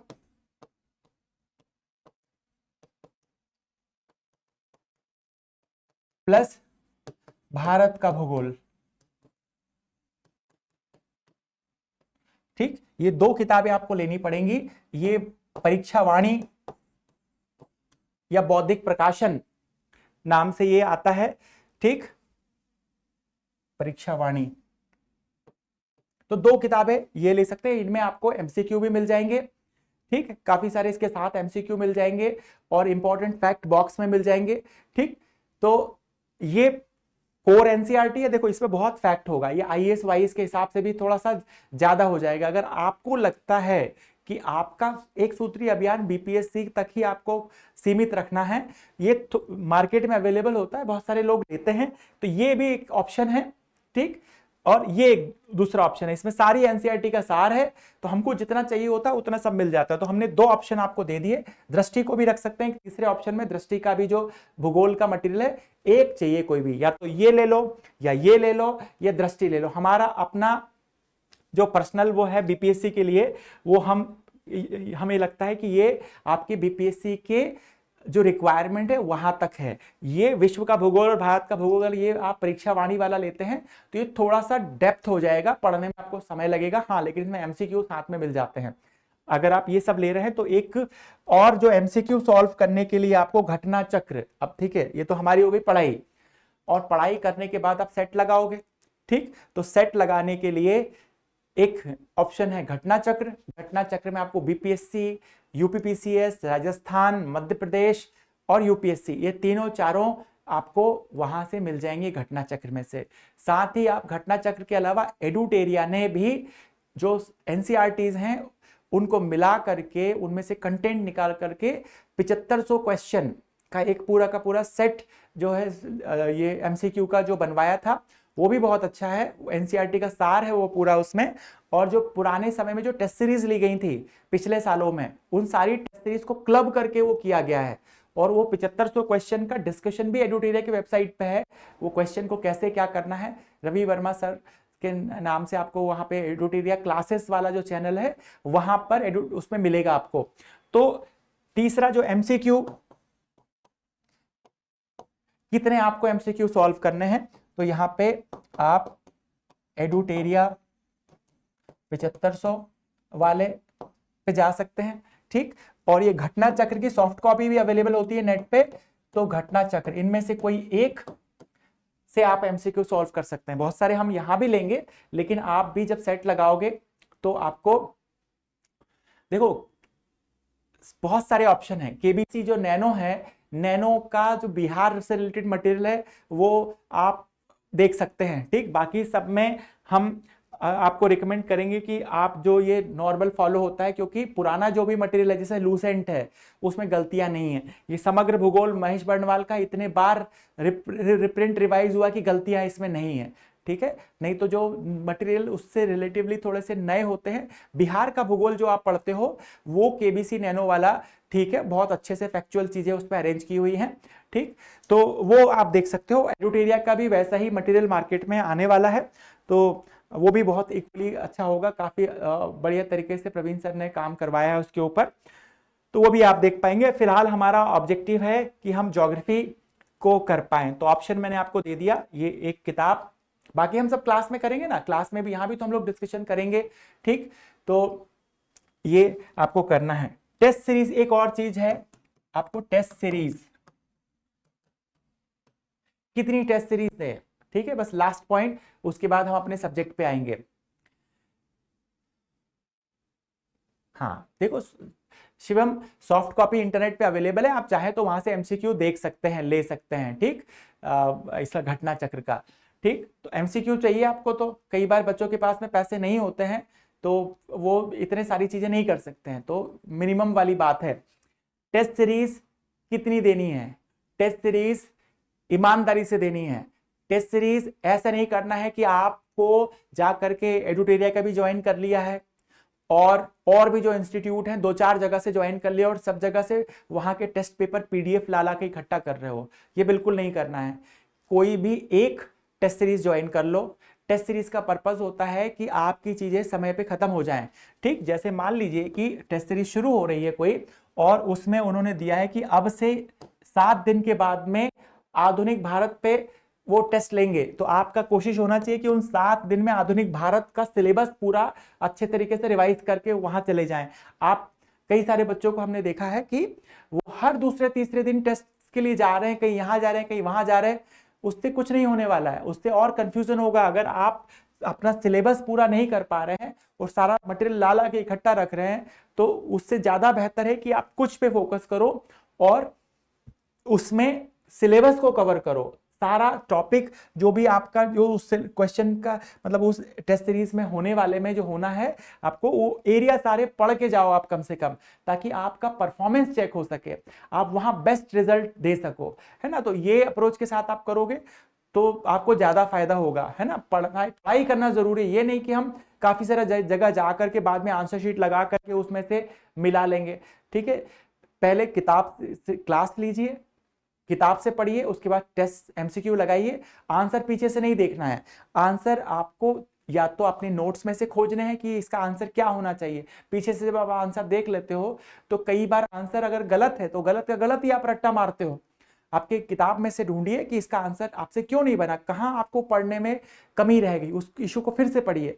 ऐसे जब आप करके पढ़ेंगे और अगर आप 10-20 साल के क्वेश्चन हल कर लेते हैं तो आप सारे इंपॉर्टेंट एरियाज के थ्रू होके गुजर जाएंगे। तो चलिए, ये तो कुछ बेसिक डिस्कशन था। अब हम आते हैं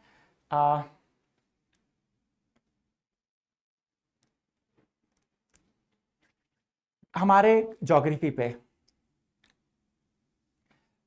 ज्योग्राफी आज हम थोड़े से जो कॉन्सेप्ट हैं वहां से हम शुरू करेंगे। शब्दावली जो ज्योग्राफी में यूज होती है उनसे हम शुरू करेंगे, ताकि आपको एक बेहतर समझ विकसित हो। टॉपिक पे हम आएंगे कल या परसों तक, हम कल हो सकता है हम पहुंच जाए टॉपिक पे, क्योंकि एटलस कल ले लीजिएगा, कल आपके पास एटलस रहेगा तो उसमें हम ज्यादा बेहतर तरीके से काम कर पाएंगे। हमको आपको देश दिखाने हैं, मैपिंग होती है, वर्ल्ड मैपिंग होती है, उसमें देश कौन कहाँ है ये एक बार आपको दिखाने। एटलस लेके ही बैठिएगा क्लास में, यहाँ हमारे पास स्लाइड में भी मैप्स होंगे, आप अपना एटलस लेके बैठिएगा, हम आपको मौका देंगे कि आप उसमें देख पाएं, क्योंकि आपको देखना सीखना है। होगा क्या कि हम आगे भौतिक भूगोल शुरू करने वाले हैं, ठीक। आपका जो भूगोल है उस भूगोल में विभाजन को समझ लो। हम ऐसा क्यों कर रहे हैं, हमारे भूगोल जो हमारा प्रीलिम्स का भूगोल है, अब हमने मेंस की तो थोड़ी सी बात कर ली है, थोड़ा प्रीलिम्स पे भी आते हैं। प्रीलिम्स में हमारा जो सिलेबस है उसमें हमारे पास भौतिक भूगोल होगा, ठीक। उसके बाद हमारे पास मानव भूगोल होगा, और उसके बाद हमारे पास में ये तीसरा बड़ा इशू होगा भारत का भूगोल, और इसमें बिहार भी होगा साथ में। तो भौतिक भूगोल में क्या है, ठीक। भौतिक भूगोल में भौतिक भूगोल के 4 हिस्से हैं: स्थल मंडल, वायुमंडल, जल मंडल और जैव मंडल। चाहे आप बीपीएससी के लिए पढ़ो, चाहे यूपीएससी के लिए पढ़ो, आपको भौतिक भूगोल में ये 4 चीजें पढ़नी है। तो हम ये भौतिक भूगोल थोड़ा सा टेक्निकल है, सवाल कॉम्प्लेक्स बनते हैं, हम यहीं से शुरू करेंगे, ठीक। और मैपिंग वगैरह का भी चीजें हम रेगुलर तरीके से बीच बीच में लेते रहेंगे, आपको एक पूरा टाइमलाइन देंगे। मैपिंग का कुछ मटेरियल अलग से है, उस पर भी हम बात करेंगे। तो आप देखिए कि जो भौतिक भूगोल है इसमें ये 4 हिस्से, हम यहाँ से जब स्थल मंडल से शुरू करेंगे, और मान लीजिए कि हम पढ़ते हैं ज्वालामुखी, तो ज्वालामुखी की अगर मैं आपको उदाहरण बताता हूं कि माउंट फूजी जापान में है, और आपको यही नहीं पता कि जापान वर्ल्ड मैप पे कहां मिलेगा, या फिर अब मैं तुरंत दूसरा एग्जांपल बताता हूं कि दूसरा एग्जांपल क्रोटोपेक्सी है, ठीक। तो क्रोटोपेक्सी ज्वालामुखी, और फिर मैं बताता हूं इंडोनेशिया देश का नाम, तो इंडोनेशिया कहां है। तो इसके लिए जरूरी है कि कल हम एक बार जरा दुनिया का नक्शा देखें, ठीक, कि कौन देश कहां पर है, ठीक है। मैं आपसे एक सवाल पूछता हूं, आप में से देखते हैं कितने लोग बता पाते हैं, ठीक।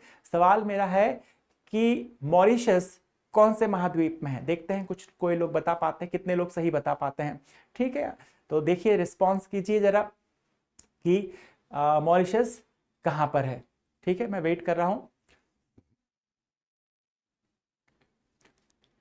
कौन से महाद्वीप में है मॉरिशस।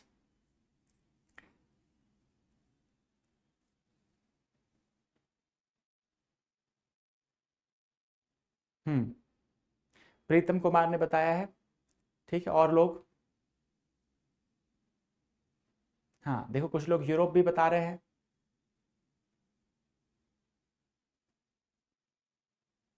एशिया भी लोग बता रहे हैं।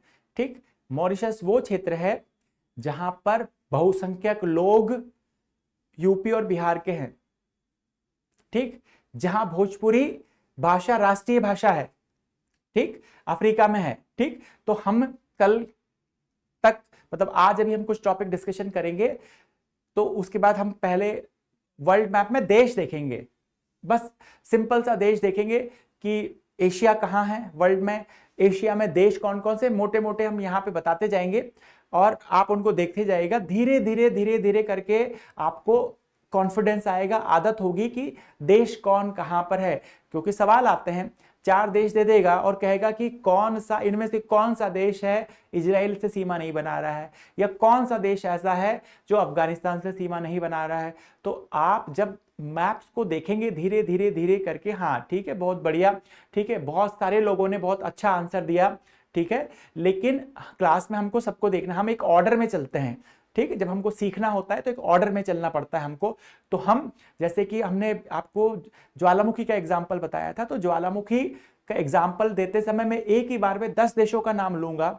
ठीक, ये वहां है ये वहां है, तो आपके अंदर ये नहीं होना चाहिए कि आपको समझ ही ना आए कि मैं कौन से उसकी एग्जाम्पल की बात कर रहा हूं। या अगर मैं ये कहूं कि प्लेट विवर्तनी की का टॉपिक हम समझेंगे प्लेट टेक्टोनिक्स का, और उसमें हम ये बताएं कि दक्षिण अमेरिका के पश्चिमी भाग में 2 प्लेटें टकरा रही हैं, तो दक्षिण अमेरिका का पश्चिमी भाग कौन सा होगा। ठीक, तो एक बार हम मैप देख लेंगे तो थोड़ा सा कॉन्फिडेंस बढ़ जाएगा आप लोगों का, आपको अच्छा लगेगा। तो एटलस कल के क्लास के लिए ले लीजिएगा।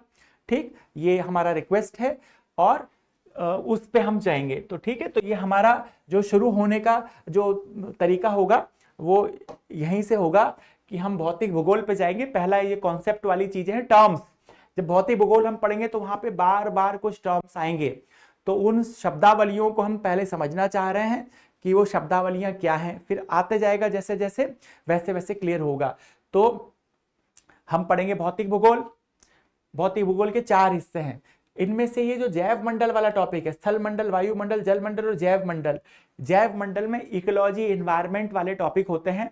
ठीक, नॉर्मली इनके लिए क्लास अलग से होते हैं, आपका जो इकोलॉजी एनवायरनमेंट का डिस्कशन है वो अलग से होता है, तो देख लेंगे अगर वो अलग से प्लानिंग है उसकी कौन ले रहा है, नहीं तो फिर यहीं हम लोग क्लास में ही बात करेंगे इसको।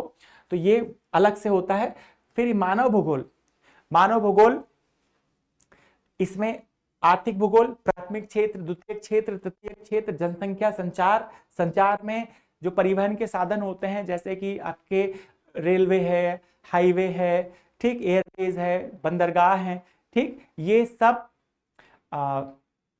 चीजें यहाँ पे इसमें आती है। जनसंख्या पे भी सवाल होते हैं, तो ये वाले बिंदु यहाँ पे आते हैं। तो पहले हम भौतिक भूगोल पढ़ेंगे, फिर मानव भूगोल पे चलेंगे, और उसके बाद फिर हम भारत का भूगोल पढ़ेंगे।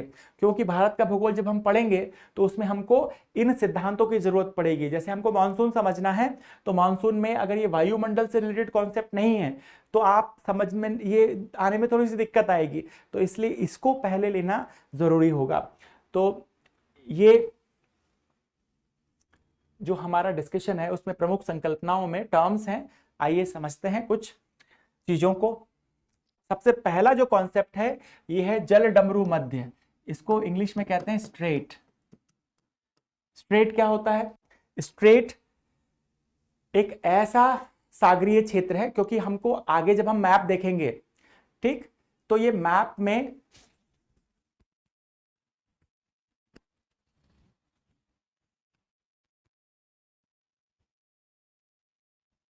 हाँ कोई साउंड से रिलेटेड प्रॉब्लम है? ठीक है, तो सबसे पहला जो कॉन्सेप्ट हम समझने जा रहे हैं वो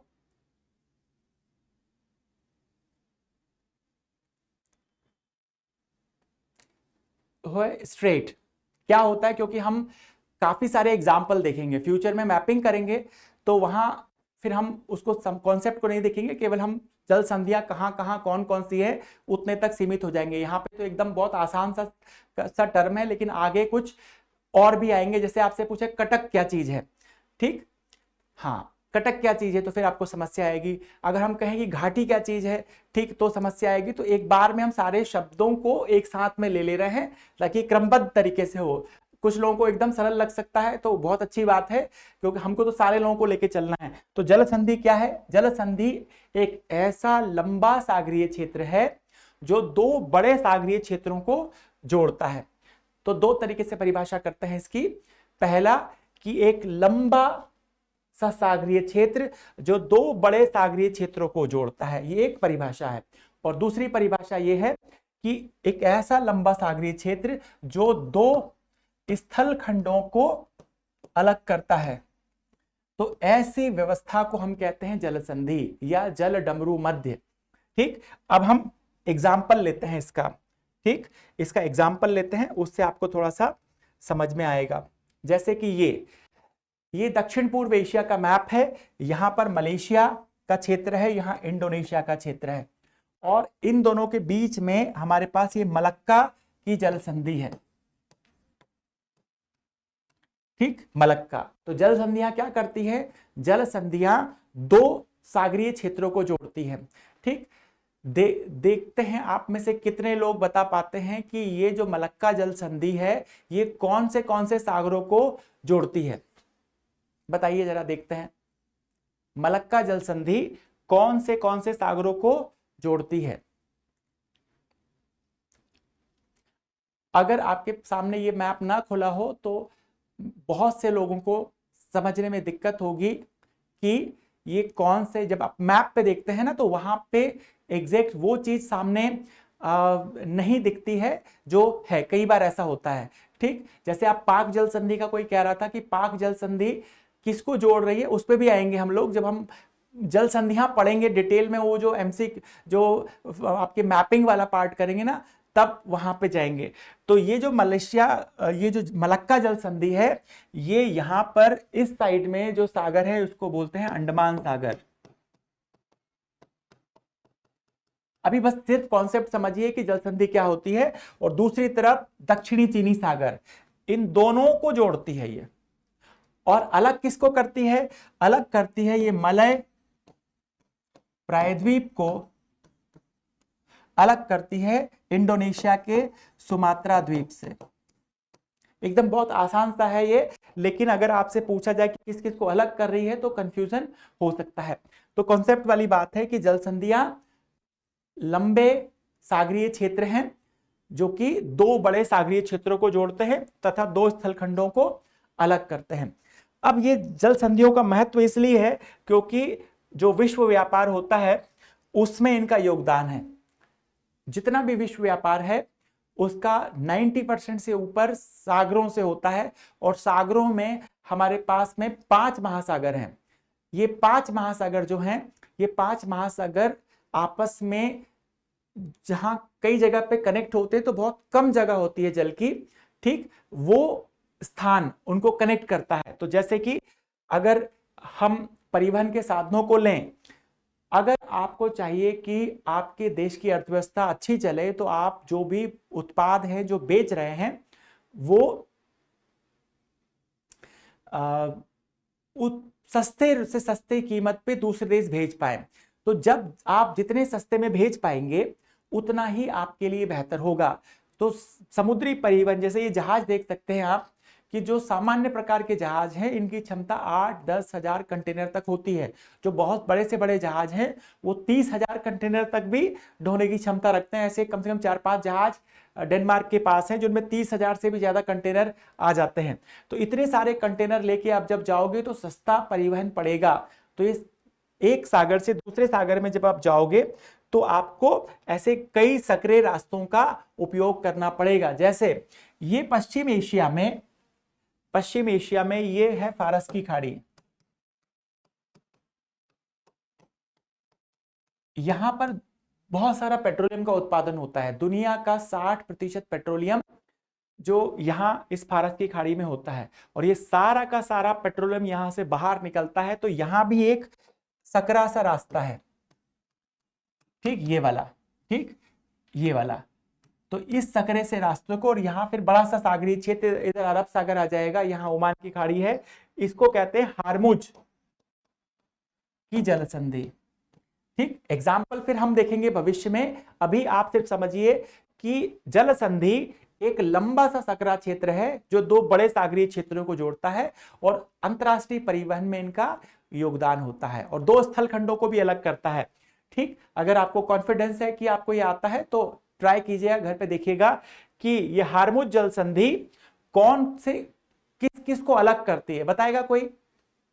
ठीक है, वेट कर रहे हैं हम लोग कि हार्मुज जल संधि किस किस को, कौन कौन से स्थल खंडों को अलग करती है, कौन कौन से देशों को अलग करती है। देखते हैं, बहुत आसान सा सवाल है। ठीक, फिर उसी हिसाब से हम जब आपके ये जो मैपिंग जब हम करेंगे तो एमसीक्यू वगैरह उसी हिसाब से रखेंगे। हाँ, हार्मुज जल संधि किसको किसको अलग करती है, सवाल ये है। हाँ ठीक है, डीप कलर यूज कर लेंगे, डोंट वरी। हाँ, यहाँ पे ये हार्मुज जल संधि है, ये फारस की खाड़ी है और इधर अरब सागर है। ठीक, यहाँ ओमान की खाड़ी है। तो हम ये कह सकते हैं कि फारस की खाड़ी जोड़ती है, सॉरी, ये जो हार्मुज जल संधि है ये फारस की खाड़ी को ओमान की खाड़ी के साथ जोड़ता है। ये सवाल तो हो गया। ठीक, ये अलग किस किस को कर रहा है यहां पर? ठीक, अलग कर रहा है ये, हाँ, इसको आपको ध्यान से देखना पड़ेगा तभी समझ में आएगा। ये एटलस में देखेंगे जब हम पढ़ेंगे इसको। ओमान को ईरान से अलग करता है, यहाँ एक ओमान देश है, इसका छोटा सा टिप है यहाँ पे, और ये यहाँ बाकी आपको पूरा का पूरा देश यूएई दिख सकता है। तो ऐसा लग सकता है ओवरलुक अगर आप करेंगे कि यूएई को अलग करता है। ठीक, हाँ, तो ये, हाँ, थोड़ा ये बहुत ही इंपॉर्टेंट है क्योंकि दुनिया का 60% पेट्रोलियम यहीं से निकलता है ना। तो इस तरीके से मैपिंग में छोटे छोटे से टर्म होते हैं और ओवर कॉन्फिडेंस के चक्कर में हमको डिस्टर्ब नहीं करना है। और ये आपका है जिब्राल्टर की जल संधि। तो ऐसे जल संधियां जो हैं ये क्या हैं? जल संधियां लंबे सकरे सागरीय क्षेत्र हैं जो स्थल खंडों को अलग करते हैं और दो सागरीय क्षेत्रों को जोड़ते हैं। अब इसके बाद हमारे पास दूसरा जो कॉन्सेप्ट है, फटाफट हम कॉन्सेप्ट टर्म्स पे बात करते हैं। बहुत सारे टर्म्स हैं, इनको हम खत्म करेंगे, फिर उसके बाद में हम मैपिंग वाले सेगमेंट पे आएंगे जिसमें कि हम कॉन्टिनेंट, महाद्वीप देखेंगे, उनके किस महाद्वीप में कितने देश हैं। ठीक, इस पे हम बात करेंगे। कौन सा महाद्वीप ऐसा है जो एक से ज्यादा, कौन कौन से देश ऐसे हैं जो एक से ज्यादा महाद्वीप और फैले हैं, कौन से देश ऐसे हैं जो कि लैंडलॉक्ड हैं। तो मतलब ये सारे इश्यूज हैं हमारे पास में देखने के लिए आजकल में। ठीक, तो दूसरा कॉन्सेप्ट है हमारे पास भूसंधि, इसको इंग्लिश में इस्थमस बोलते हैं। ठीक, तो भूसंधि क्या होती है? जल संधि का उल्टा, जल संधि का ये उल्टा होता है, यानी कि जल संधि में एक लंबा सा सागरीय क्षेत्र है जो दो बड़े सागरीय क्षेत्रों को जोड़ता है। यहां पे एक लंबा सा स्थल क्षेत्र है जो दो बड़े स्थल क्षेत्रों को जोड़ता है। अगर ऐसा व्यवस्था है, अगर यहां सब जगह जल जल जल हो तो ये जल संधि हो गया। ये डमरू जैसा भी दिखता है आकार में, इसलिए ये जल डमरू भी बोल देते हैं इसको। अगर ये सब जगह पे स्थल हो तो इसको हम कहेंगे भूसंधि। ठीक, तो एक ऐसा, तो अब ये भूसंधि कहां बन रहा है? यहां देखो, उत्तरी अमेरिका और दक्षिणी अमेरिका, अगर हम इन दोनों को देखें तो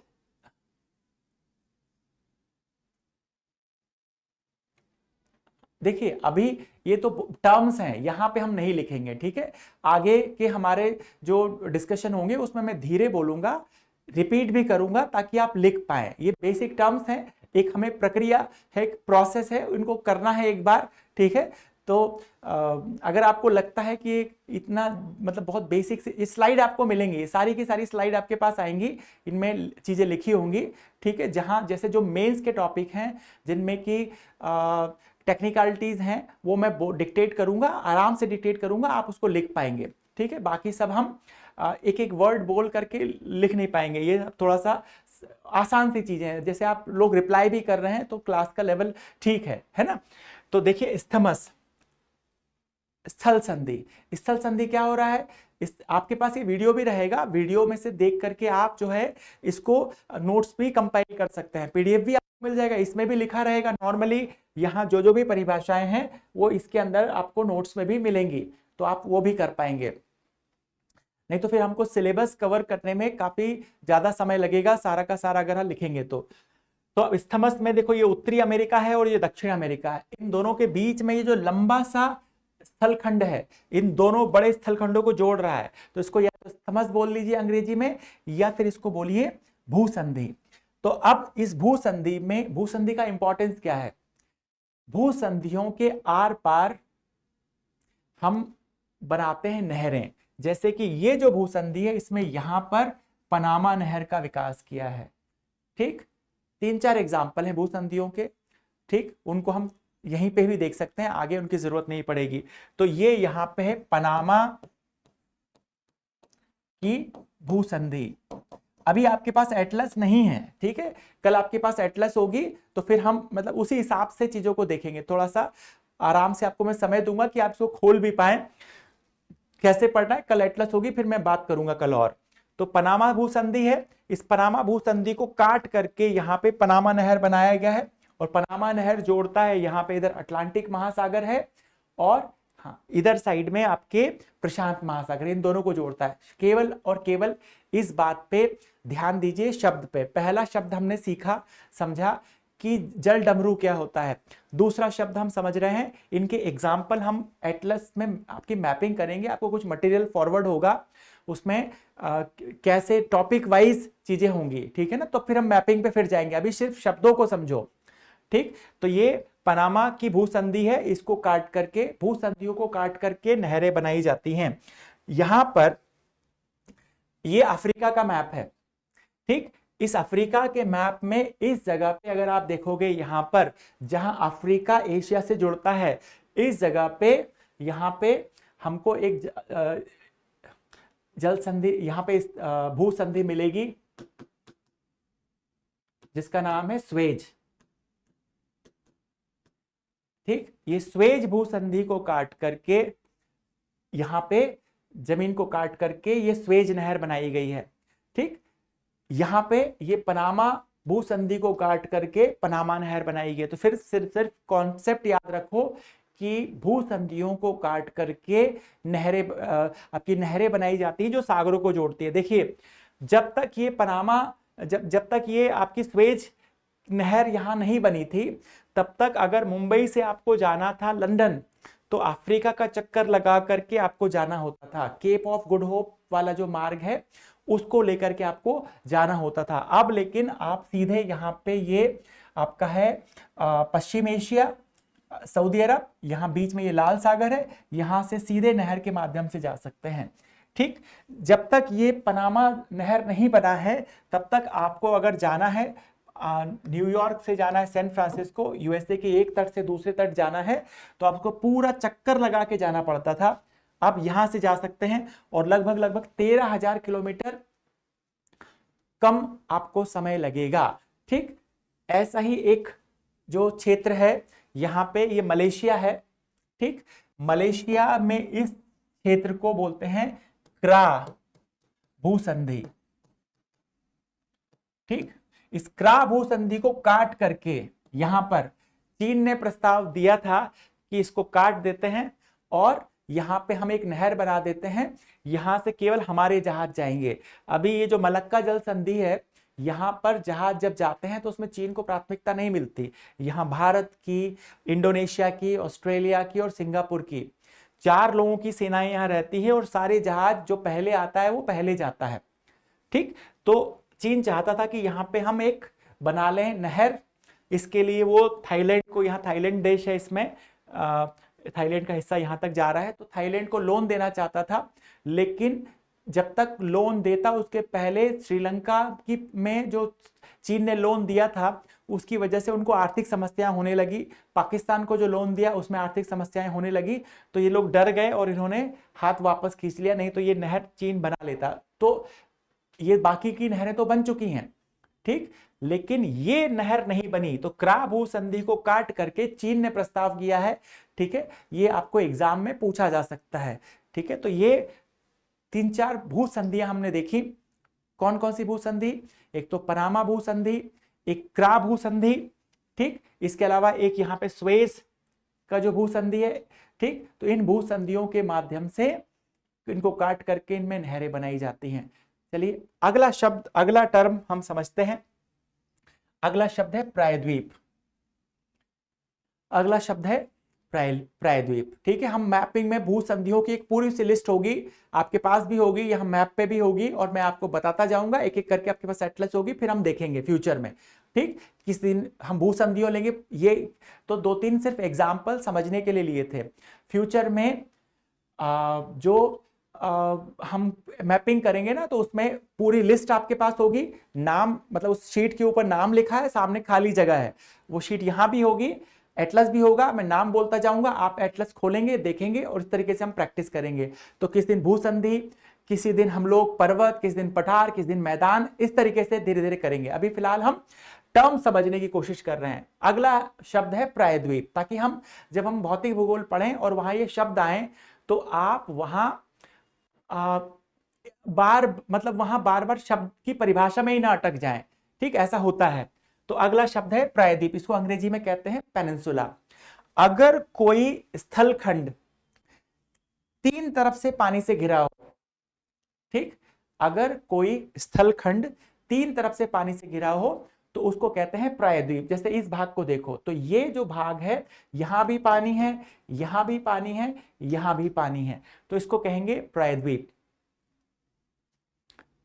हाँ, ठीक, तो अब प्रायद्वीप इस भारत में देखो, ठीक, ये हमारा भारत का है, तो हम यहां से लेके यहां तक का जो क्षेत्र है, इसमें यहां से एक लाइन खींच दें, तो ये जो नीचे का हिस्सा है पूरा, इसको कहेंगे प्रायद्वीपीय भारत। ठीक, इसको कहेंगे प्रायद्वीपीय भारत। मैं जब हमारा डिस्कशन होगा तो उसमें कई बार नाम लूंगा, प्रायद्वीपीय भारत का पठार, प्रायद्वीपीय भारत का पठार। तो ये जो प्रायद्वीप है, ये पठारी भी है, ये पठारी भी है। पठार क्या चीज होता है, पठार की डेफिनेशन भी आगे आएगी। तो पठार एक ऐसा ऊंचा उठा भाग है जो जिसका शीर्ष समतल हो, लगभग समतल हो, और समुद्र तल से कम 300 मीटर ऊंचाई इसकी हो, कम से कम। ठीक, तो ऊंचा उठा भाग जिसका कि शीर्ष समतल हो और न्यूनतम ऊंचाई 300 मीटर होना चाहिए। ठीक, जैसे छोटा नागपुर का पठार। ठीक, तो ये वाला जो हिस्सा है यहां पे, ये जिस पे हमने पेन चलाया है, ये पठार भी है और ये प्रायद्वीप भी है, क्योंकि 3 तरफ से पानी से घिरा हुआ है, तो इसलिए इसको हम प्रायद्वीपीय पठार बोलेंगे, बार बार इस शब्द का उपयोग होगा। ठीक, तो ये प्रायद्वीप है। अब अगर आप प्रायद्वीप शब्द समझते हैं तो आप मुझे बताइएगा कि ये जो हमने मैप बनाया है, इस मैप में क्या ये जो क्षेत्र है, गुजरात का ये जो क्षेत्र है जिस पे हमने डिमार्केशन किया है, क्या ये प्रायद्वीप है? प्रायद्वीप शब्द समझ गए तो लिखा हो कहीं ये जरूरी नहीं है, आप बहुत आसानी से समझ जाओगे। ठीक, तो ये क्षेत्र, ये तो बड़ा सा तो प्रायद्वीप है, ये तो समझ गए, लेकिन ये गुजरात का जो ऐसे बाहर जो चोंच सा निकला हुआ है, क्या ये प्रायद्वीप है? बिल्कुल प्रायद्वीप है। हाँ, अमन एकदम सही आपने लिखा है, गुंजा ने भी एकदम सही लिखा है। ठीक, हाँ, प्लेटू को हम पढ़ेंगे, पठार पे बात करेंगे, अभी पहले हम ये प्रायद्वीप समझ लें जरा। यहाँ पे हमारे पास प्रायद्वीप का जो ये कॉन्सेप्ट है, तो यहां देखिए कि इस प्रायद्वीप में यहां पर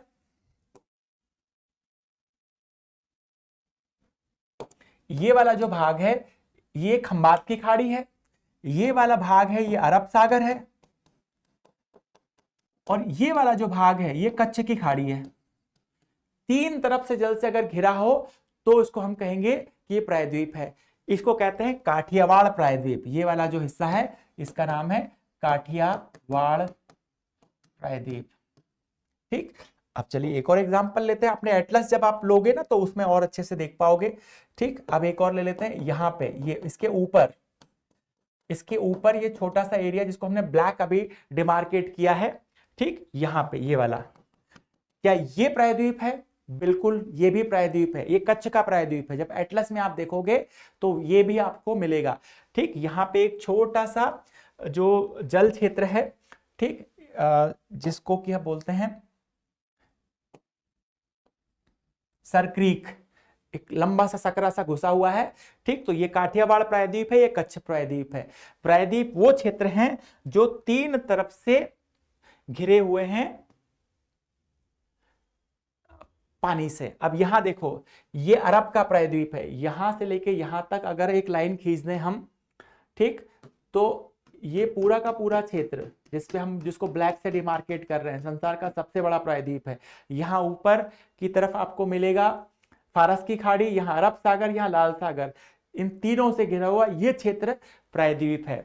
तो उम्मीद है कि फ्यूचर में जब आप प्रायद्वीप शब्द सुनोगे तो प्रायद्वीप में आपको दिक्कत नहीं होगी। वर्ल्ड मैपिंग हम करेंगे, उसमें बहुत सारे ऐसे शब्द आएंगे, है ना। तो कॉन्सेप्ट हमने प्रायद्वीप का समझा। अब प्रायद्वीप, हाँ ये एग्जाम्पल है। तो देखो यहां से ये अरब का प्रायद्वीप के लिए इमेज भी हमारे पास अच्छा है। यहां देखिए, इसको डिमार्केट करते हैं, तो यहां से आपको अंडरलाइन करना है यहां तक, और इसके बाद ये जो नीचे का पूरा क्षेत्र है, ये पूरा का पूरा अरब पूरा प्रायद्वीप है, तीन तरफ से पानी से घिरा हुआ है। ठीक, बहुत अच्छे से इसकी आपको समझ होनी चाहिए, क्योंकि यहाँ इजराइल क्या कर रहा है, इजराइल यहाँ से एक ऐसी नहर बनाना चाहता है अभी जो गाजा वगैरह को कब्जा करके, ताकि ये स्वेज नहर, यहाँ स्वेज नहर यहाँ है, ये लाल सागर है, इस पे निर्भरता लोगों की कम हो सके। चलिए, तो हाँ, तो ये प्रायद्वीप का कॉन्सेप्ट हमने समझा।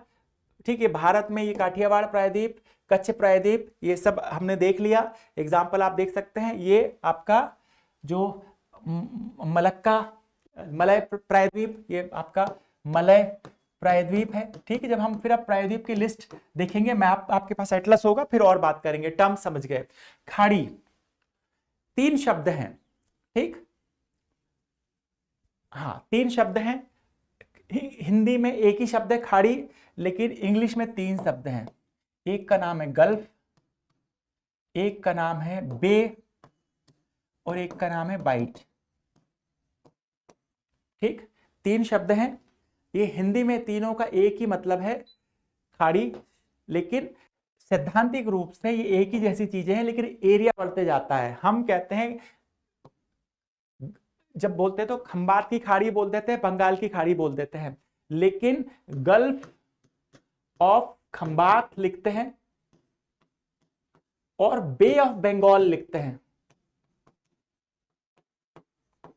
ठीक, और यहां पे एक और है ग्रेट ऑस्ट्रेलियन बाइट, या bight of Benin, bight of Bonny, इस तरीके से आते हैं। ये शब्द तीनों इंग्लिश में हैं, हिंदी में एक ही बनता है, बस इनका आकार बढ़ता है। ठीक है, कैसे, यहां देखो, ये गुजरात का मैप देखते हैं।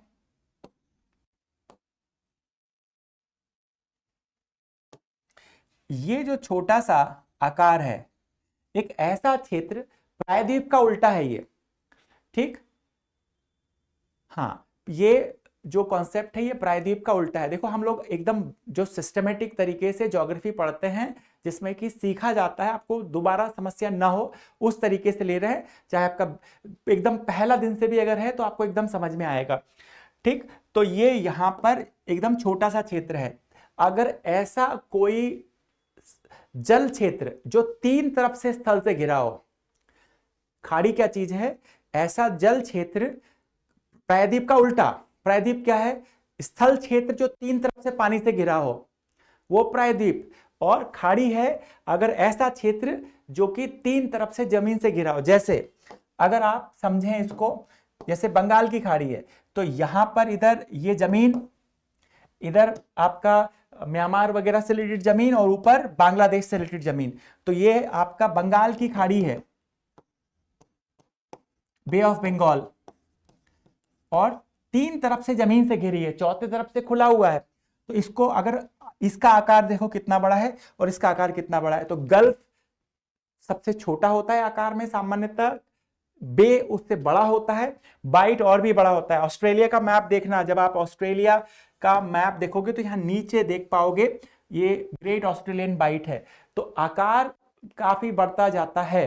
ठीक है, तो इस तरीके से इनको देखते हैं एग्जाम्पल के साथ में। ठीक है। अच्छा, एक शब्द हम थोड़ा सा भूल गए, इधर वापस से हम लोग आ रहे हैं। ये जो भूसंधि है, यहां भी इंग्लिश में कॉन्सेप्ट है, ठीक, इसको अंग्रेजी में बोलते हैं स्ट्रेट। जब इतना बता दिया तो ये भी बता देते हैं। कई बार हम यूज करते हैं पैसेज और कई बार यूज करते हैं चैनल, ठीक। इंग्लिश हिंदी में तो सभी भूसंधि हैं या जल डमरू है, लेकिन इंग्लिश में ये 3 अलग अलग नाम होते हैं, जैसे Malacca strait, Duncan passage, English channel, ठीक, ऐसे शब्द यूज होते हैं। तो ये इन तीनों में भी चौड़ाई का है कि ये जो जल संधि है, अच्छा ये तो भूसंधि वाले में हम लोगों ने लिख दिया है, कोई बात नहीं, जल संधि वाला जो है उसमें आते हैं। हाँ, ये जल डमरू जो है, ये जल डमरू की जो चौड़ाई देख रहे हो ना आप, ये चौड़ाई सबसे कम होती है स्ट्रेट में, उसके बाद स्ट्रेट, उसके बाद में पैसेज और उसके बाद में चैनल। जैसे 8 डिग्री चैनल नाम सुना है आपने, 8 degree channel, 9 degree channel, 10 degree channel, 11 degree channel, ठीक। हाँ, तो ये जो सारे शब्द हैं, ठीक, तो ये सारे के सारे हैं जल संधि ही, बस इनका जो बीच का जो स्थान है, बीच का जो ये जल क्षेत्र है, इसकी चौड़ाई बढ़ती जा रही है, ठीक। तो चौड़ाई के आधार पर, हाँ, कलर जो इसमें कलर ले लेते हैं, कोई बात नहीं, कॉन्सेप्ट समझ में आना चाहिए कि जो इंग्लिश में शब्द एक से ज्यादा यूज होते हैं, ठीक। स्ट्रेट, पैसेज, चैनल, ठीक। तो पैसेज चौड़ा होता है स्ट्रेट से, ठीक, और चैनल सबसे चौड़ा होता है, जैसे इंग्लिश चैनल, ठीक, जैसे 8 डिग्री चैनल, जैसे 9 डिग्री चैनल, ये चौड़े होते हैं। जब हम भारत पढ़ेंगे तो वहां पर एग्जाम्पल ये 8 डिग्री 9 डिग्री चैनल लेंगे। 11 डिग्री कोई बता सकता है? 11 डिग्री चैनल,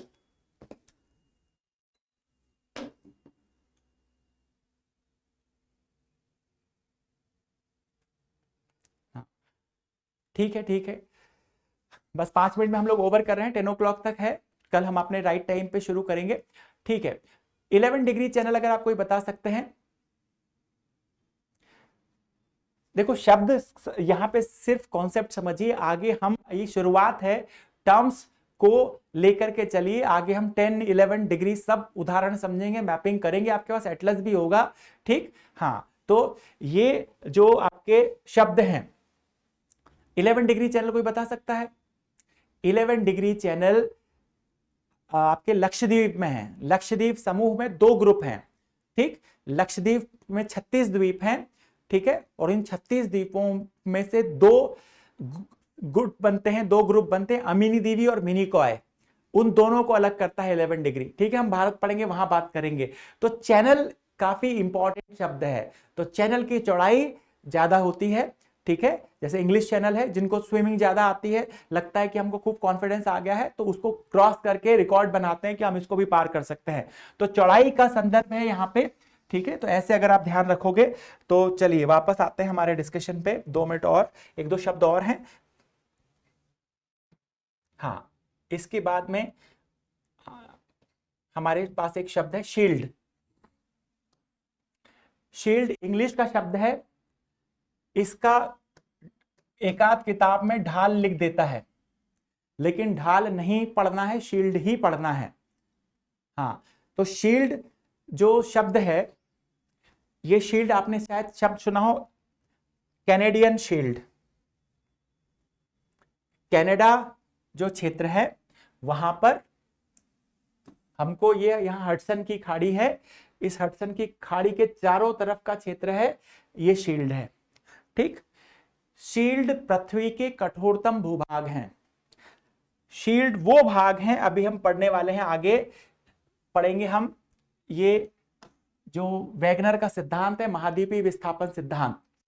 इस महाद्वीपीय विस्थापन सिद्धांत में हम देखेंगे कि पहले एक पेंजिया, एक ही महाद्वीप था जिसका नाम पेंजिया था, और फिर ये 2 भागों में बट गया। हम सब देखेंगे एग्जाम्पल, अभी हम सिर्फ एक इंट्रोडक्शन शब्दों का ले रहे हैं ताकि आप इनसे फेमिलियर हो जाएं धीरे धीरे करके, ठीक। हाँ, तो ये जो महाद्वीपीय विस्थापन सिद्धांत में हमारे पास एक ही पेंजिया था, फिर दो भाग गोंडवाना एंड लॉरेंशिया में बट गया। पृथ्वी के वो सभी हिस्से जो इनसे संबंधित हैं उनको शील्ड कहते हैं, बहुत ही कठोर भूभाग हैं। ठीक, सवाल आईएएस में बना था अभी कुछ साल पहले, आपके बीपीएससी में भी बन सकता है। हाँ ठीक, बीपीएससी में भी बन सकता है। ये आपके जो वैगनर का सिद्धांत है उससे जुड़ा हुआ मैप है ये। ठीक, तो सवाल ये बना था, 4 लोकेशन दी थी और उसमें पूछा था कि कहां पर ज्वालामुखी और भूकंप जैसी परिघटनाएं नहीं होंगी, न्यूनतम होंगी। तो उसमें आपको ये लग सकता है कि यार ऐसे कैसे हम याद रख सकते हैं कि कहां पर भूकंप ज्वालामुखी होगा या नहीं होगा।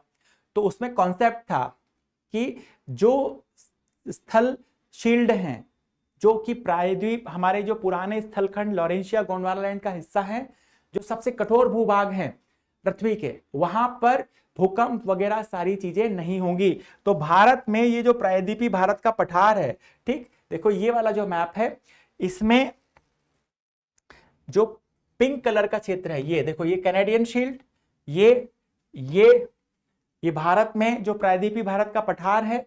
ठीक, ये वाले क्षेत्र, ये अफ्रीका का ज्यादातर हिस्सा शील्ड है। जितने भी शील्ड होंगे सब में खूब जम के खनिज मिलेंगे। ठीक, देखो सौरभ, आज तो ये हमारे सिर्फ टर्म्स का है, आगे हम जब करेंगे तो लिखेंगे। टर्म्स हैं, इसमें जहां जहां आएगा लिखेंगे आगे। थोड़ा मैं धीरे बोलूंगा ताकि आप लिख पाए। ठीक है, ये जस्ट इंट्रोडक्शन है शब्दों से।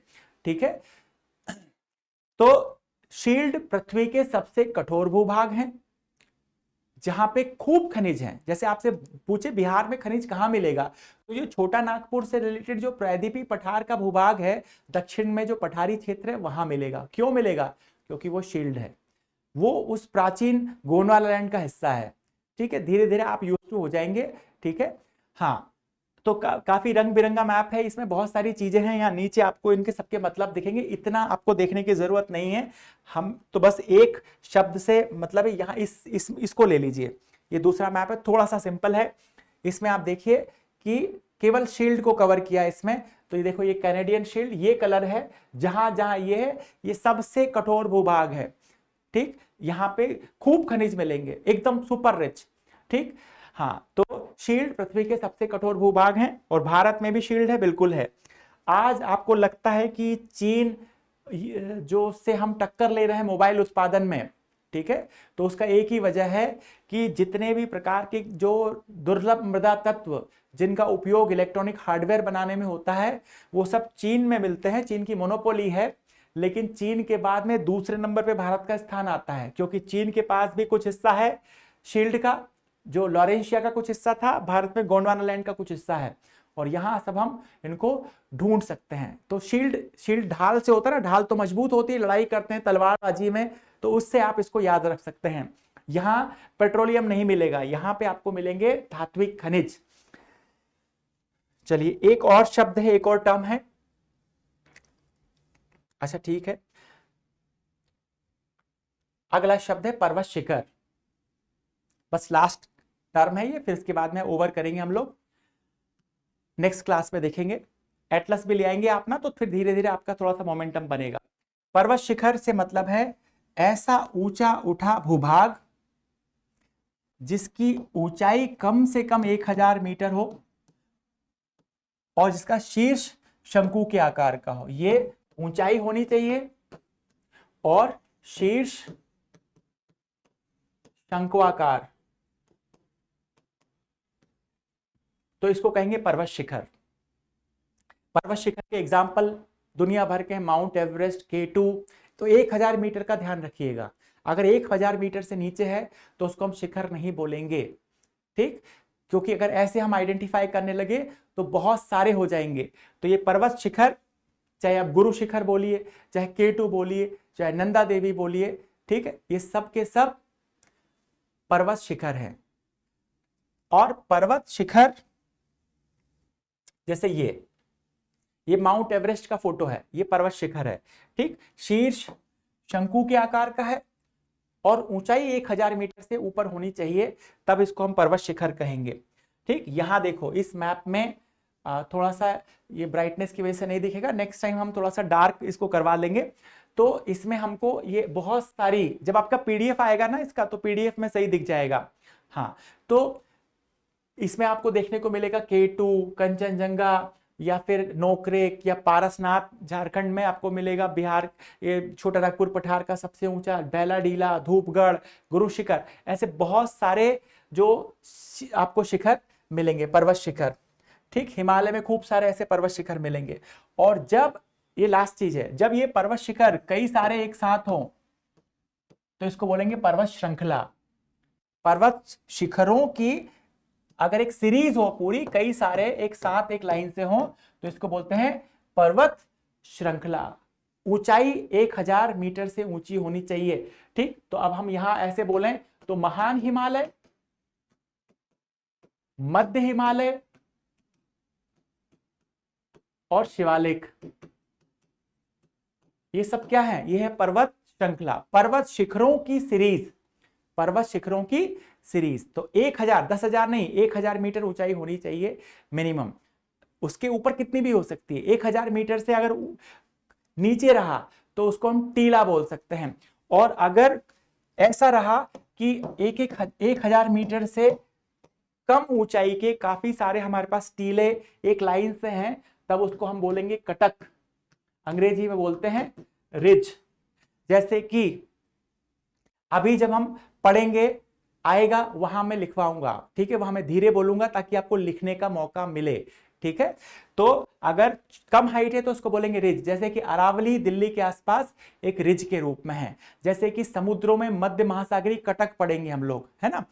तो ठीक है, इसको ओवर करते हैं आज यहीं पर। कल हम मिलेंगे, एटलस लेके आइएगा, तो हम थोड़ा धीरे धीरे देखेंगे चीजों को, ताकि जो टर्म्स हैं उस पर हमारी समझ बने। हम आगे हमको घाटी देखनी है, हमें प्रायद्वीप हमें जो अंतरीप देखना है, आशा अंतरीप, जैसे कि यहाँ केप कैमोरिन, है ना। तो ऐसे कुछ कुछ और टर्म्स देखना है। उसके बाद फिर हम थोड़ा सा जो आपके वर्ल्ड मैप को देखेंगे। तो ठीक है, कल मिलते हैं। Thank you very much, good night, have a nice evening, thank you.